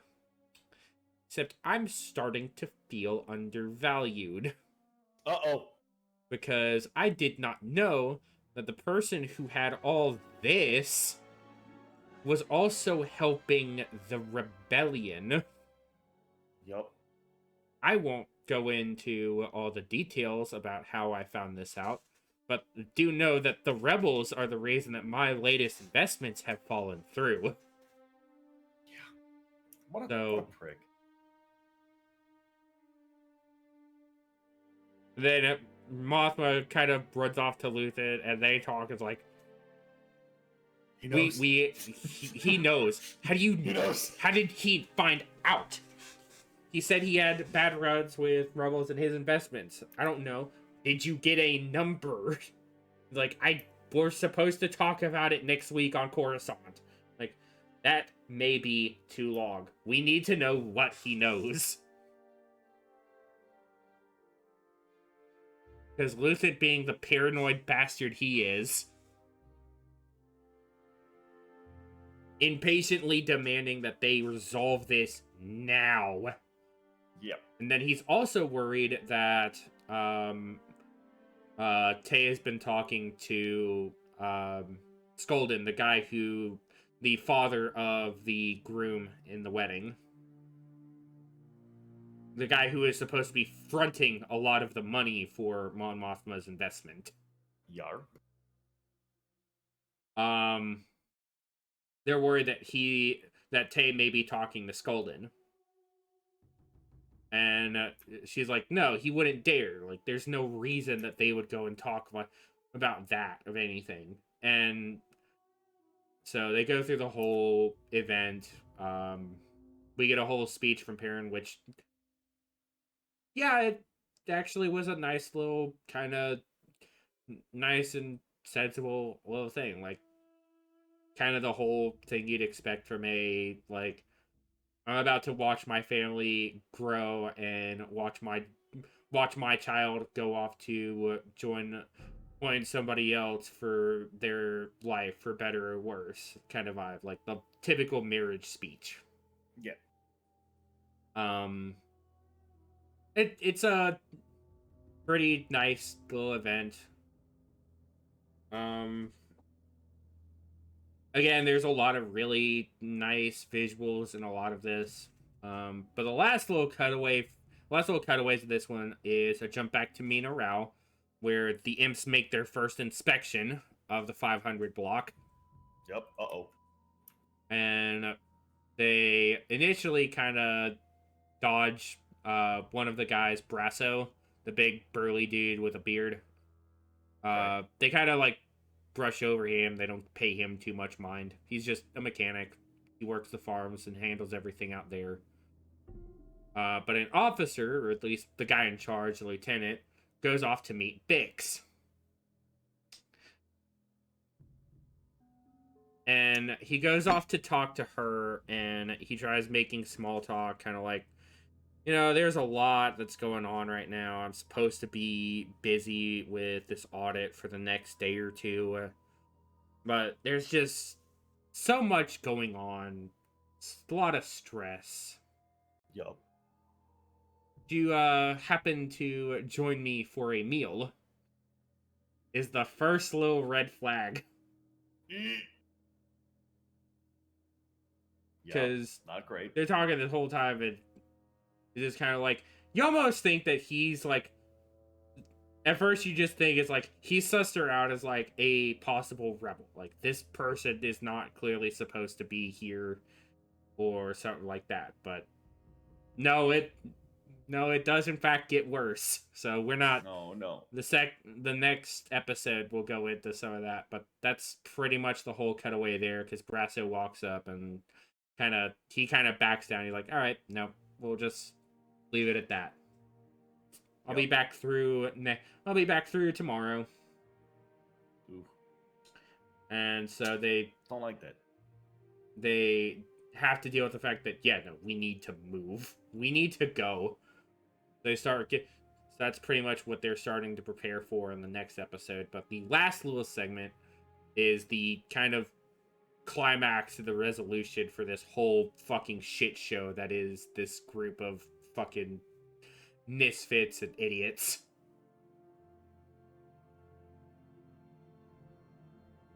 Because Cassian ultimately gets them to resolve their whole thing, and apparently the whole resolution is some fucking weird version of rock paper scissors in Star Wars.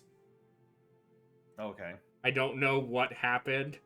I couldn't tell you what I witnessed there. Because it only looked like a stupid version of rock, paper, scissors, and I don't know how that whole thing played out or what the point was. It was to flesh out the world.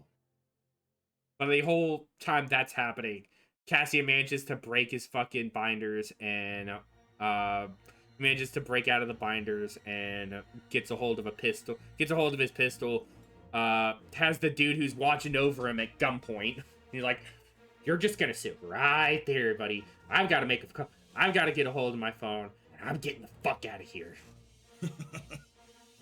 I'm tired of dealing with you idiots.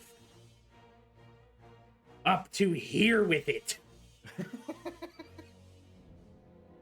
Understandable, too. So he gets his little transmitter thing and grabs his gear, and then he starts sneaking off, making a break through the brush to avoid being openly detected. And that's when strange noises start occurring. Uh-oh.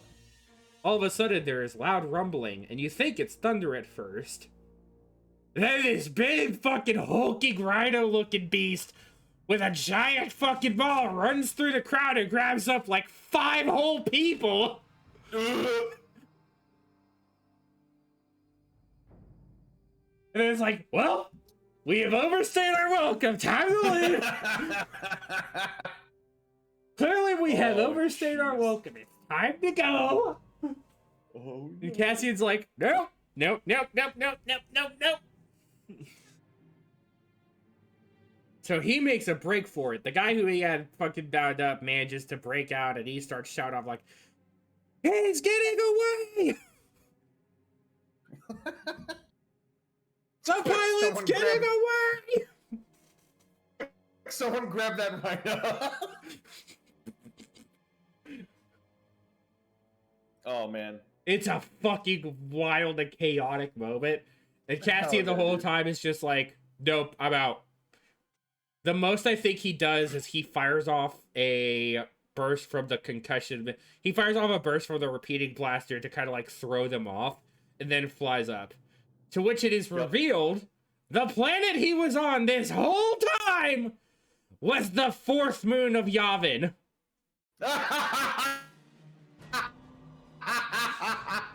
Oh, man.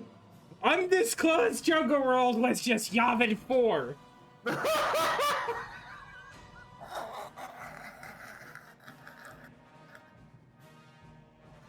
Oh, hell yeah, dude. Oh, it's so dumb. So dumb. Undisclosed jungle planet. The Masasi temples were not a dead giveaway. The Masasi temples and the giant red planet in the sky. But the thing is, you couldn't see the temples until you passed the tree line. True. That's Because so once he fucking flies funny. up and you get a shot of farther over the horizon of the tree line, because you don't see over the tree line when he flies over the planet. When he's flying in to go land at the spot hit and his buddy set up, you don't see over the tree line. Because it's this top-down view specifically to not reveal what the planet was.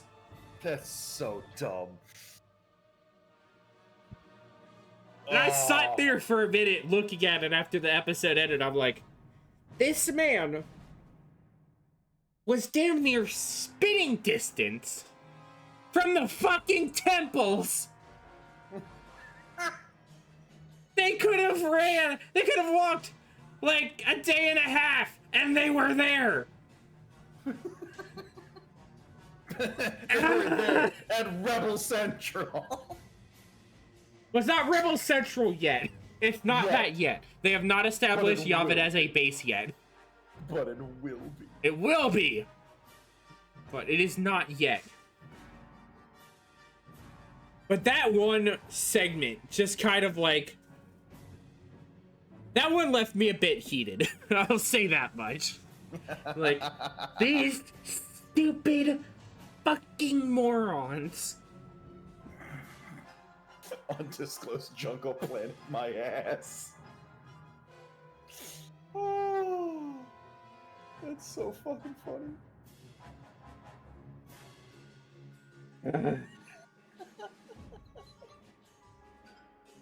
Oh, what a good reveal! Oh my god. But they fight. That's more or less how that whole bit happened. Like, that's the second episode in a nutshell. I don't think there's much else I can really say on the matter. It's good. It's good. Which leaves the third and final episode for this first arc. So, at this point, everything is starting to come up to a head. The last day of the wedding is here. The actual ceremony and the big party are all about to come to a head here. we're about to find out what this thing was that Dedra and Cyril had to deal with. And then now of course Cassian is on his way back to try to meet up with everyone and the nonsense that is happening on Mina Rao. Yeah. So,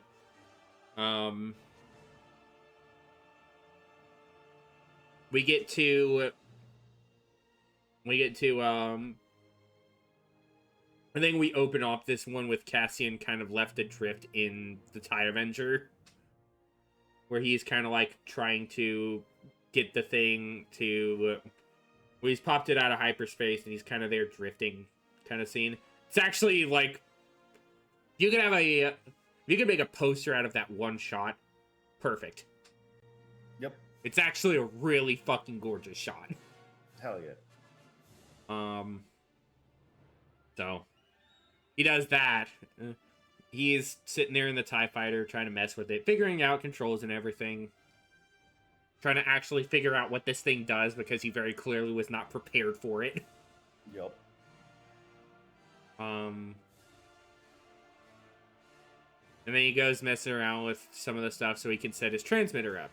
He grabs a hold of 2 wires, sparks it together, and then all of a sudden the TIE fighter starts spiraling off, and that's where the first episode intro's on. Hell yeah. He loses complete control of the TIE for like a split second. Which the next time we see him later on is after the first segment of the wedding, where we're actually like building up for the ceremony. Yep. And this is again where I think Chidrilla culture doesn't know where it's wanting to land.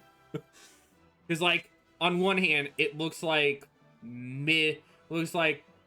Eastern to Middle Europe, kind of like I almost want to say like Eastern European kind of vibes in some places. Other places, it's like the Western side, like almost land somewhere in like far West Asian cultures, like Mongolia and everything like that. It doesn't know where it wants to land. Does it want to be European? Does it want to be Asian? Where the fuck are you landing? I don't get it. Because they do like the weird like Asian headband thing with like the top, like the knot in the back, like old Chinese thing. Yep. And I don't get it. Because a lot of the aspect and design for this entire planet lends itself more to like a more like an almost Eastern European vibe. Yeah. And I don't get it. This planet makes no sense to me. Nope. Doesn't have to. Because at least most planets you can identify part of what their cultural identity was supposed to be. This planet doesn't know where it's fucking sticking its ass. No. It's whatever the writers wanted it to be. And clearly they couldn't figure out where the fuck they wanted it to be. No. No offense to Tony Gilroy, but that was like one of the few, like looking back on it, one of the few minor gripes I had with that one was like, figure out where this planet's culture is going, please. No, why would you do that? That's insane. Because it almost felt like it was trying to be Naboo 2.0. Ugh. I don't even like regular Naboo.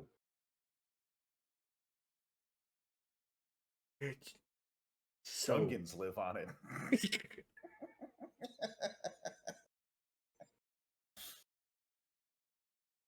Well, this one has a bunch of pacifists, so... Yeah. Yeah. It's not great no matter which way you land on it. No.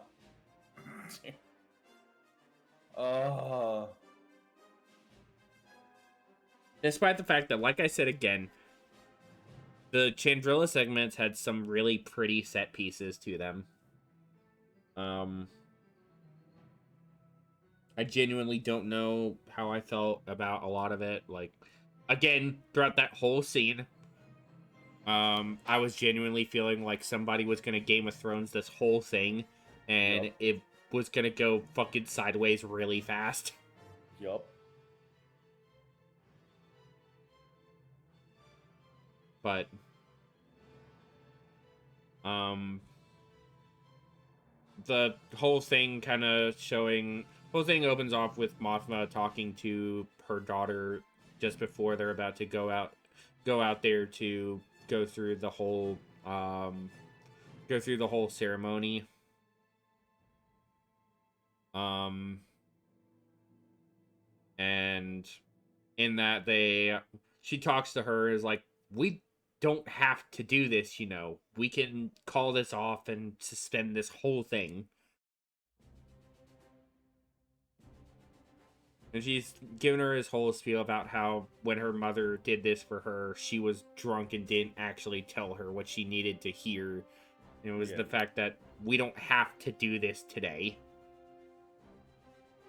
We can wait and actually let you figure it out.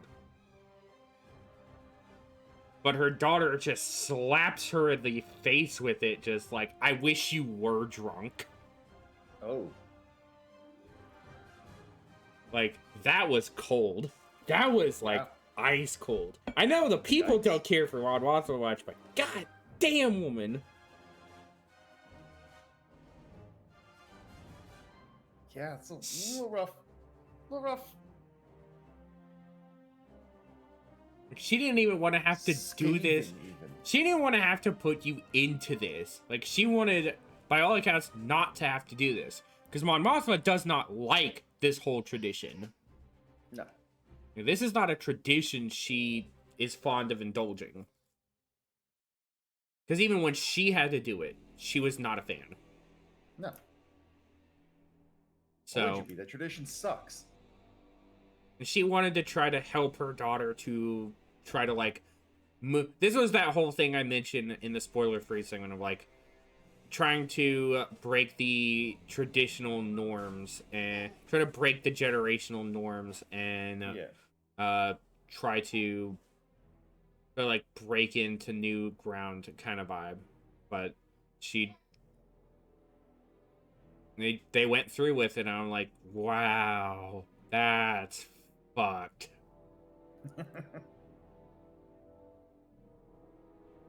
But they do this whole do the whole ceremony, and it's kind of a weird energy throughout the whole thing because it's very, very. You want to, like, normally with weddings, you want the whole, like, everybody is supposed to be, like, happy and prepared, but it is a very stern atmosphere. Yeah. And I'm like, this is very weird. Is this what a political marriage feels like? Feels bad. Is this what political marriage energy is like? I don't like it. I don't like it. This is weird. This is weird. Yeah. Makes me feel gross. Make me feel wild.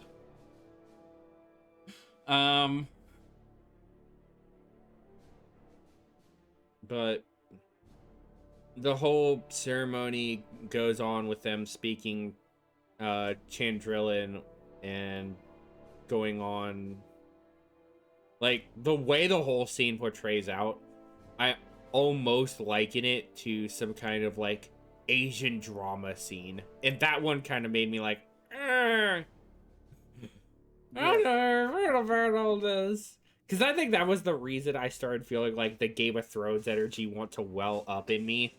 Because usually at those things, it's like, something is going to happen. Usually those, like, weird Asian drama things, it's very much like, you're going to have something go wrong here. Oh, yeah, for sure. And you won't be prepared when it does. But nothing happened, and that's the part that got me. They subverted your expectations, dude. Completely. Because they were expecting all my expectations for everything to go wrong into the whole bit on Mina Rao. Because everything goes wrong there. But I will go into that after I cover the bit with Cyril and Dedra, because that's the next bit that gets covered. So after the wedding ceremony scene and the weirdness that was, the next scene is Cyril and Dedra getting ready for some kind of big event thing. Like, you're seeing Cyril preparing food. Dedra's like checking out outfits, seeing which one she wants to wear for whatever this event thing is, and not gonna lie, she does rock the black. Like, the black outfit she wears does actually really work. Like, she looks really good in that. Nice. And then you also get Cyril getting himself dressed up in a nice suit and getting ready for the event and everything. And then after they have everything arranged, when Dedra sets the silverware down, Cyril kind of goes back behind her because she didn't set it properly aligned. And it was the most, like, because he sees the fucking fork not aligned properly, and he goes and sets it perfectly aligned. I'm like, you little bastard! Why? You did this. Why did you hit me like that? Hate you so. Oh, why would you do this to me? Now here's the thing: would you rather it not be? No, I very much would not have allowed it to be even. That's why I was so fucking hit by it. It was too fucking real. Yeah, no, like in the show, you saw that in the show and you're like, oh, that bugs me. And then he fixes it. That bugs you more? When he points it out, when it's like him focusing on it and then going to fix it, that's what got me. Like, I didn't mind it when she set the silverware out. It was like getting everything ready. But then when he goes back behind her to arrange it like that, I'm like, ah! Why you hurt me like Why this? do you attack me like this? You bastard! I cannot believe you have done this. Can't believe you've done this. Can't believe you've done this. But then they're getting ready for that whole bit, and you think it's like, oh, they're gonna have like the ISB major or Krennic over. No, it was much worse. Cyril's mother. Oh no! It's time to meet the in-laws. No! That's why they were putting it off this whole time. Oh, that's so funny. It was actually a really funny. It was a really funny bit. They're like, oh, they're building this up like it's some really dramatic and intense thing. Yep. And like, we're getting ready to meet like a bigwig of the Empire or some shit. No, it's the mother. No, close enough.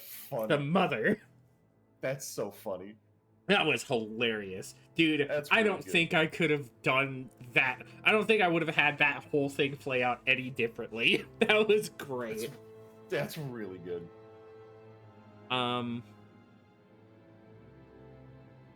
But Dedra's introduced to Cyril's mother, and they're talking, and she's like, it's very clear Cyril is like awkward throughout the whole thing because he's got a lot of problems personally with his mother in particular. Yep. And Dedra is kind of like, ugh. I understand why you wanted to put this off a little more. Yep.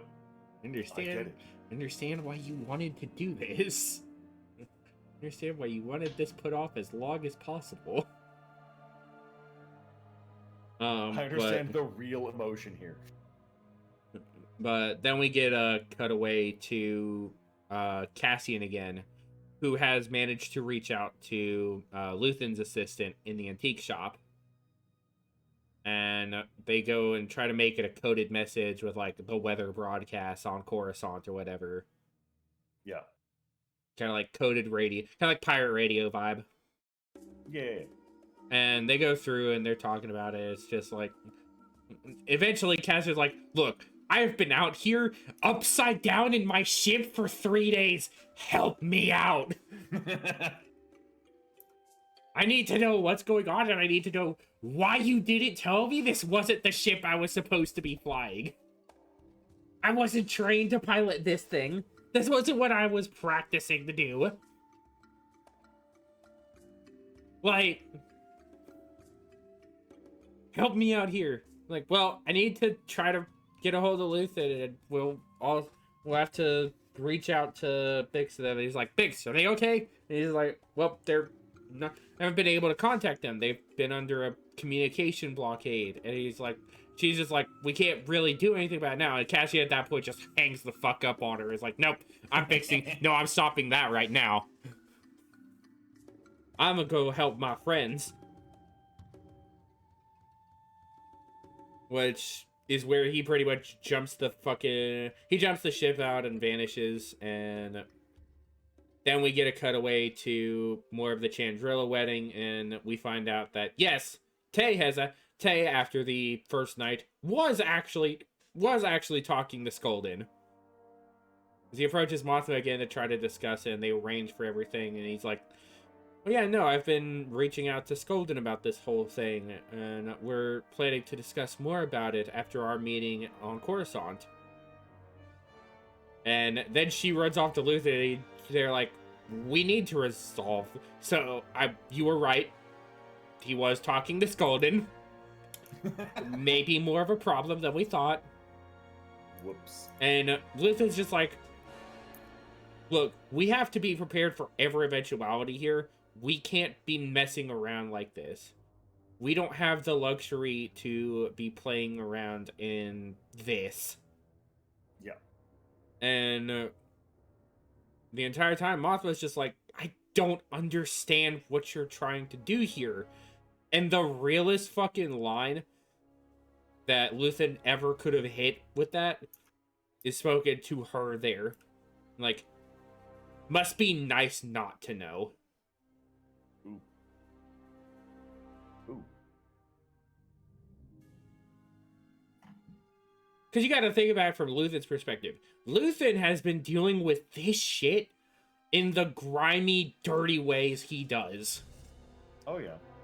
Like, he's been out there in the muck and blood fighting through it. Mothma, the fuck she's been doing?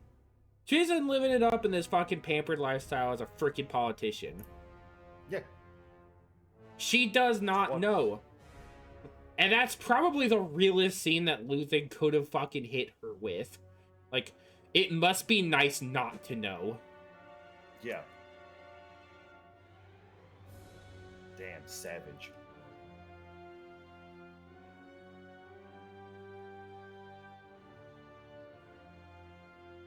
And that was definitely one of the hardest lines in this whole series. Hell yeah, dude.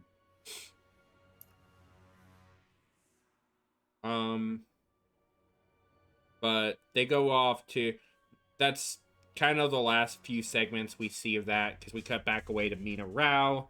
We're shown segments of that, and how the Empire makes its final inspection. Brasso walks up to kind of stop and tries to, like, talks with the imps and everything. And then he gets called out as a, he gets called out. Because the guy who, and it's not really revealed if he did or not. I'm not sure if Brasso was actually, like, protecting him here. But he calls him out as, like, having sold him and his people out. When the Empire finds him, he's like, they capture him and they have him stuck there. So it's one of those, like, did he actually sell him and did he actually sell Brasso and all them out, or did he actually was he, like, keeping him safe? Yeah. And keeping him and his family safe. Trying to take all the fall. It's not fully established, and honestly, I wouldn't put it past it if that was the case. But I also wouldn't put it past the latter, so that one's a very open and one of those, like, not really defined scenes that is left to open interpretation. But then, of course, we get the scene that, well, that whole mess is going on that left a really bad taste in my mouth. Yeah. Because now we get to the part where I must reiterate our content warning. Not this. No, not this. Oh no, I almost forgot about it till now. How dare you? Oh no. So, well, the sergeant and a lot of his group are tending to everything at the shop. The lieutenant goes off to where they've got their little homestead set up. Hmm. And he confronts Bix in the house there and tells her straight up, like, I know you're not here legally, but I'm willing to overlook it if you do a few favors for me. Gross. Gross, gross, gross, gross, gross. And I won't go into the scene as it happens. I'll leave that for people to watch. No. But... No, hold on. Whoa. It doesn't just like fade to black? No. Oh, fuck, dude! What the hell? This is a Star Wars show! Uh-huh. Ugh! Oh, I hate it here. Yeah, this, Dude, kids watch this show. They shouldn't, but they do. Not anymore, they don't. They do up till this point. To be fair, we have been griping about not getting a mature Star Wars show. Okay, hold on. Now There's here we are. Not a mature Star Wars show and something that's like this. You could have had the implication and it would have been mature enough. Oh. After the whole scene is ended, she does end up killing him. Like, he absolutely gets his shit pushed in. He should have gotten his shit pushed in beforehand. Well, he's kind of getting it pushed in during the struggle, but he's not a pretty good fighter. Like, he is actually kind of getting fucking floored. Oh, yeah. The fact that you said the struggle, just, it's what it was, so but gross. it's not a comfortable scene. Like, you can't handle seeing that sort of content. I definitely cannot. I unfortunately have to say that that's not something I can recommend for y'all. Like, for people who can't handle that kind of content, it's the same kind of reason why I don't recommend, it's kind of the reason I can't recommend, like, fighting, like, really graphic anime or anything like that. Like, don't go watching stuff that very clearly shows that. Don't go watch don't go watching Redo of a Healer. Yeah. I mean, don't watch that one anyway. That's it's not a good one. No.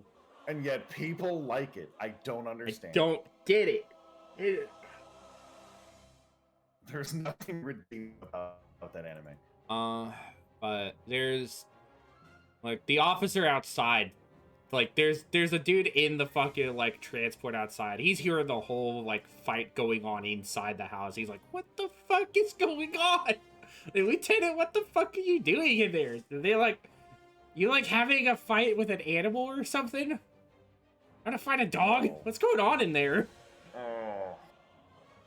And it's not until he walks out like dazed, basically like, dude fucking like face first domes himself against a fucking steel case. Like he falls forward, domes himself against a steel case, and he's dead. At that point, he can't even hold himself up because he's had his head whacked by a freaking metal rod. He got shot with a blaster. Oh my god. He got whacked into a wall like 5 times. Got punched 4. Kicked in the dick. And as you should. Fucking thrown over a fucking table at least once. Just awful foul shit.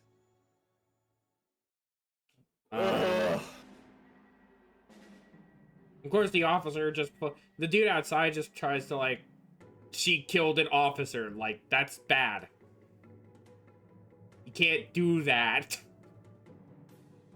I understand what he did was bad, but you killed an Imperial officer. What am I supposed to do?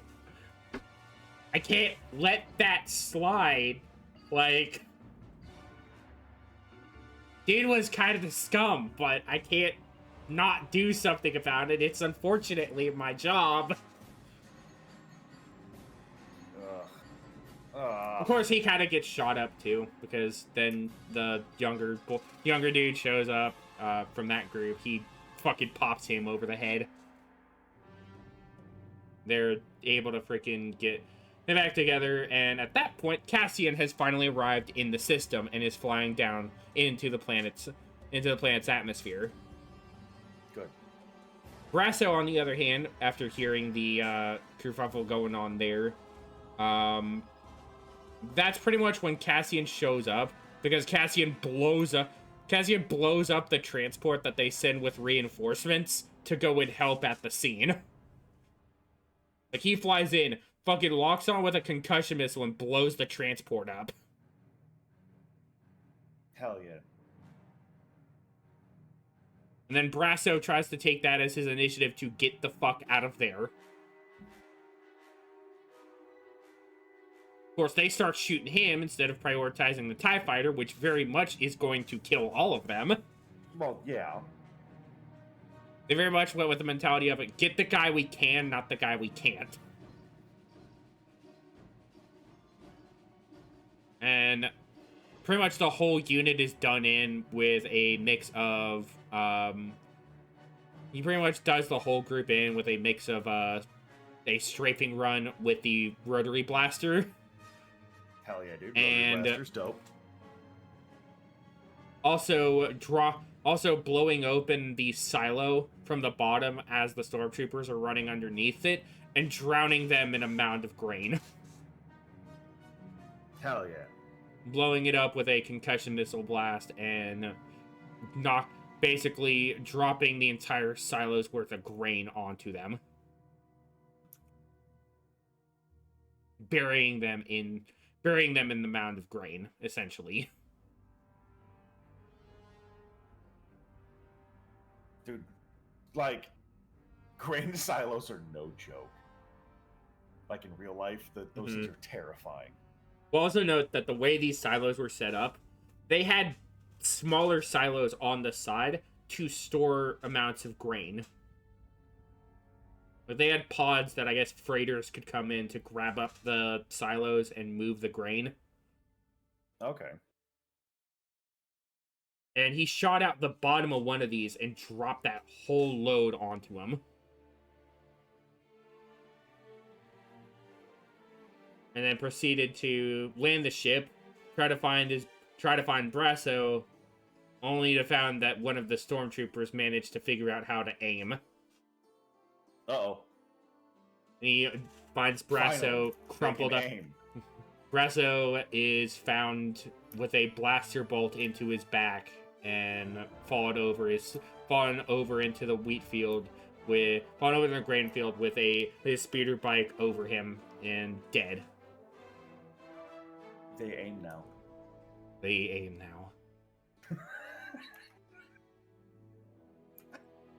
Sucks. But that's... Cassian meets up with the rest of his group. There's a bit more with the Cyril and Dedra story that happens in this one. A bit more to the whole meeting with the mother, and meeting with Cyril's mother and all that, where you kind of feel like the really awkward energy of Cyril. And like Dedra is trying to like keep him calm and like manage the whole thing, kind of playing mediator. Yep. But she's very much this like super obnoxious woman. Like, of course she is. She's making a big mess, being kind of slobbish in how she's eating everything, being really kind of rude and embarrassing about Cyril. Yep. And Cyril just kind of like, I'm gonna go step away for a moment. Because he basically is fed up with it. He goes to, like, cool off, essentially. Cool off and reset so he can handle the rest of this. Yeah. And while he does that, Dedra talks to his mother and is like, alright, so here's how this is about to work. Like, she doesn't even play it nice here. She goes right into, this is how this is gonna work. I know all about what your story is and the whole deal with this Uncle Harlow, who apparently was, like, a big part of, like, her brother, I guess, or something. Okay. And he's got, like, a really extensive criminal background. Ooh, yeah. And Dedra's like, I've read his ISB file, so that's not a story you want to be flaunting with me. And I also know that you have been putting an extensive amount of stress on Cyril. So, what's going to happen moving forward is Cyril will go out to visit you twice a month, and you will maintain complete distance outside of this. That way, you get to see him, and you don't overload him with any of your nonsense. Yep. Which honestly was like, good wife material. Gave me a really strong opinion for Dedra after that. Like, yeah, good wife material. Holy shit. I already like Dedra as a character in this series, but that just like, holy shit. Yeah, that's dope. An ISP agent standing up for somebody. That's crazy. That's insane. That never happens. That's crazy. Never happens. Director. See, ladies and gentlemen, the Empire isn't just scumbags and sickos. It's just a lot of scumbags and sickos. And even more psychopaths. Yes. Many of those. Psychopaths and egomaniacal tyrants. There's plenty of those. But amongst all those, you do find those few diamonds in the rough. There is a reason the Empire is morally gray, not entirely evil. Yeah. Not evil. The upper echelons are evil. But everyone else is like people. It's just people. It's just people. It's just people. And yeah, people can suck. But sometimes they're cool. God, why did hearing that line make me think of the fucking Rise of Skywalker scene? It's not a fleet, it's just people. Oh, shut up! Oh! Is that the first thing that hit my I brain? hate it here. How dare you? I hate it here. How dare I, yes. How dare I? I can't believe you've done this. I can't believe I've done this. Can't believe you wrote Rise of Skywalker. How could you do it this way?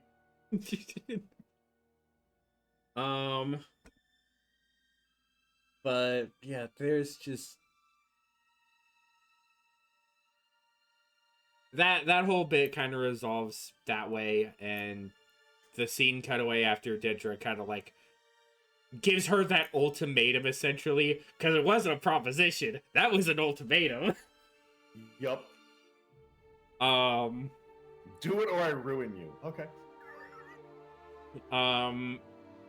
Cyril, we get a cutaway to Cyril, who is just kind of like on his side, crashed out on the bed. Like, that was the most real energy I've ever felt from a character in Star Wars. The way he just like crashed out on that bed is just like, bro, fucking felt that.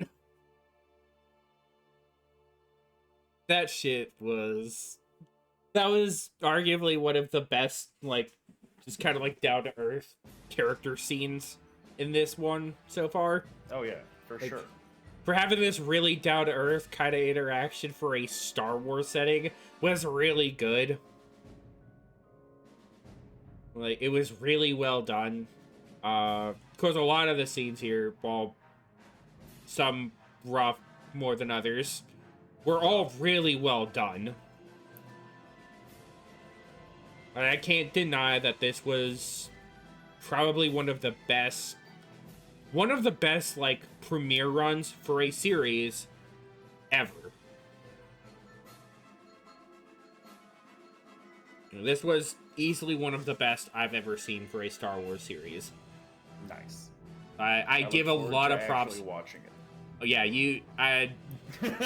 with this first 3 episodes, I will definitely you'll have a better side of it because you'll actually get the visual instead of me just secondhand explaining off memory. Mm-hmm. So yeah, we'll get to talk about. I think what we'll do. See the cool TIE fighter. I just want to see the cool TIE fighter. I mean, you will get to see the cool TIE fighter. It's literally the first scene. Hell yeah! Literally the first scenes is when we're seeing the TIE fighter heist. Fuck, I might just start watching that right after this. Honestly, would probably do it. I would highly recommend it because the episode, because it's a good length for each episode, so there's a lot to really kind of eat up and pack away in there. Yeah. But the ultimate ending to it all is Cassian meets up with Bix and Will, the younger guy from the Ferrex group. They end up taking off in the TIE Avenger and leaving Mina Rao. Like that's where that's where this first little arc ends, is them leaving Mina Rao, and while that's happening, and the whiplash of the fact that Brasso is dead, the cutaway side to it is the party scene where everybody at the wedding party at Chandrilla is in the big mosh pit dancing, and it's just Mon Mothma in the mix of it, just kind of letting herself go with it. Like, she just kind of it's very clear the way she's moving, she has just kind of surrendered herself to the wave of it. Yeah. Like, she is just kind of like stopped caring. It is very much an empty movement the way she's doing everything. There's no emotion to it. She is just letting herself flow. She's disassociated. Not even disassociated. She has, by all intents and purposes, shut herself off from her surroundings. Or shutting herself off from her mind. She has let her mind turn off and has just let herself go with it. Yeah, disassociated. Like, that's kind of the last scenes we see going into it. Where this picks up in the next year, because like I said, every one of these 3-episode arcs will be covering each of these 5 years that this was going to be its own season of. Yep. So you can kind of see where some of this was packed away into a whole year, whereas it could have been a whole season. They could have rushed out this as 1 year in 1 season versus throwing it all into small Hyperdrive. Yeah. Ludicrous speed, go! We're going plaid with this one, baby. Like, it is a good story so far. I think so far it deserves its title of being the top-rated piece of Star Wars media so far. Just with its 3-episode premiere, this has earned its spot as the top-rated piece of Star Wars media. Hell yeah. So, I recommend it to a lot of people. Again, if you can't handle a lot of the content that comes up in it, apologize, but it's just... They don't hold back with this one. Yeah. Wish they did a little bit. The kitty gloves do not exist anymore. You wanted adult Star Wars, here's adult Star Wars. I disagree with how they did it. But yes, this is adult Star Wars. We got the show we have been looking for. It's not going to be some lighthearted fairy tale style story of everybody gets the happy ending type energy. No. No. No one gets a happy ending. We all know how this ends. We know how this ends. This is literally a story about a character who dies. Yeah, we all know how this ends.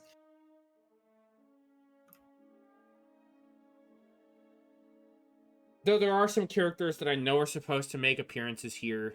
K2 is supposed to make an appearance. He is supposed to be part of this cast. So, hell yeah. Some point this season, he will appear.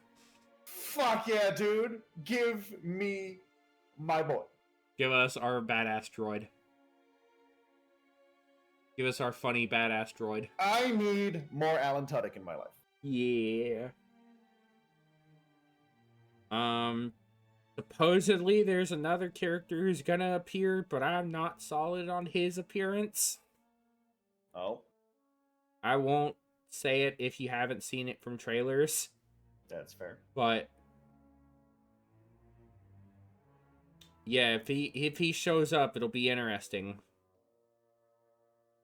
If he makes an appearance, it will be interesting.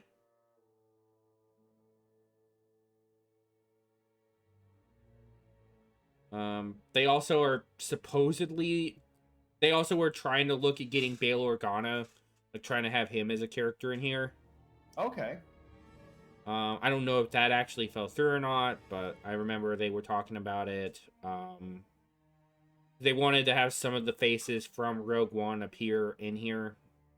Like background faces in there. I don't know. Yeah. A lot of this story feels like it's going to build up to what will become the Gorman Massacre. I think that's the narrative that this is going to focus on. Which ultimately is going to lead into Rogue One and its whole story there. Yeah. So it'll all kind of be kind of interesting to see how it all pans out.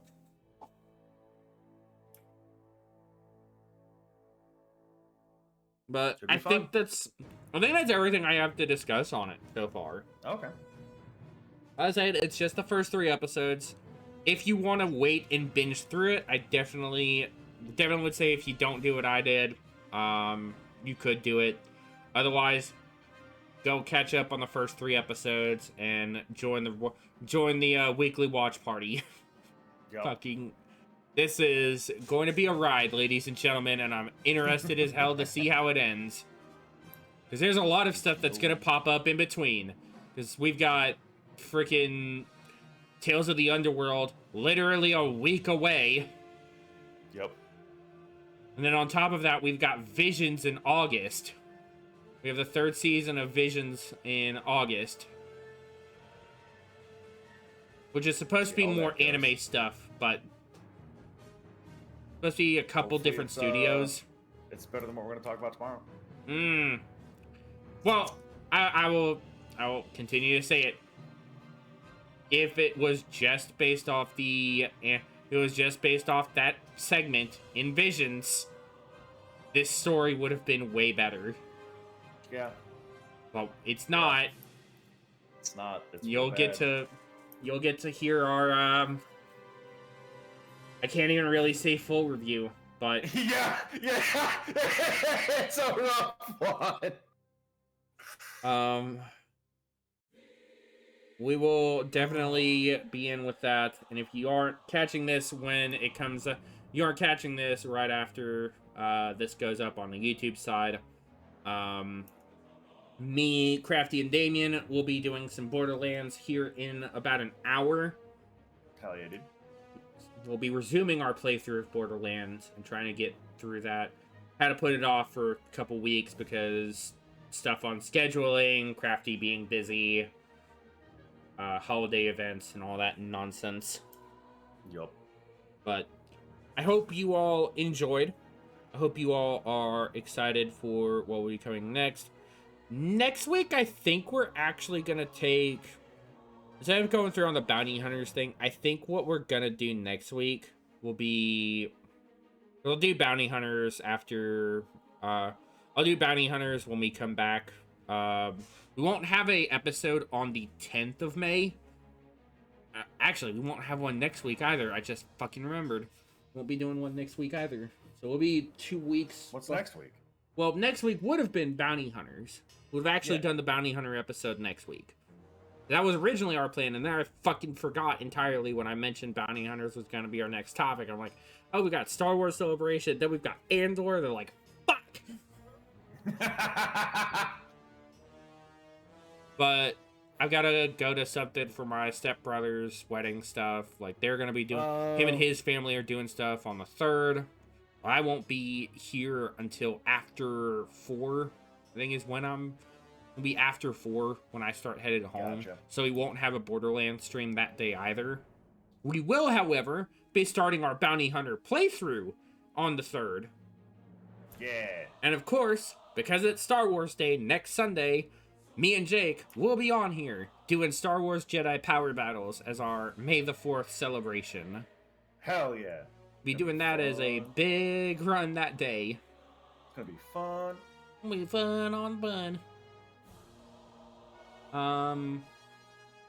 But I also will not be around that next Saturday for podcast or stream either. The 10th will be a blank day because I will not be at home. I will be at my mom's celebrating her birthday, my birthday, and Mother's Day that weekend. That's a lot of stuff going on. Yeah. There also will not be any recording for either of mine and Bean series on the 6th. There may be a little gap as far as stuff we're doing on the 6th. May do a stream that day with some of the guys. May get Angel and Miranda around for some repo or something. Yeah. But that is going to be where we're going to cut it off here. Ladies and gentlemen, I hope you all enjoy. Make sure you hit all the buttons, check out all the series, do all the things. And until next time, this has been the Freelancer, signing off until then. Goodbye, everyone. Goodbye.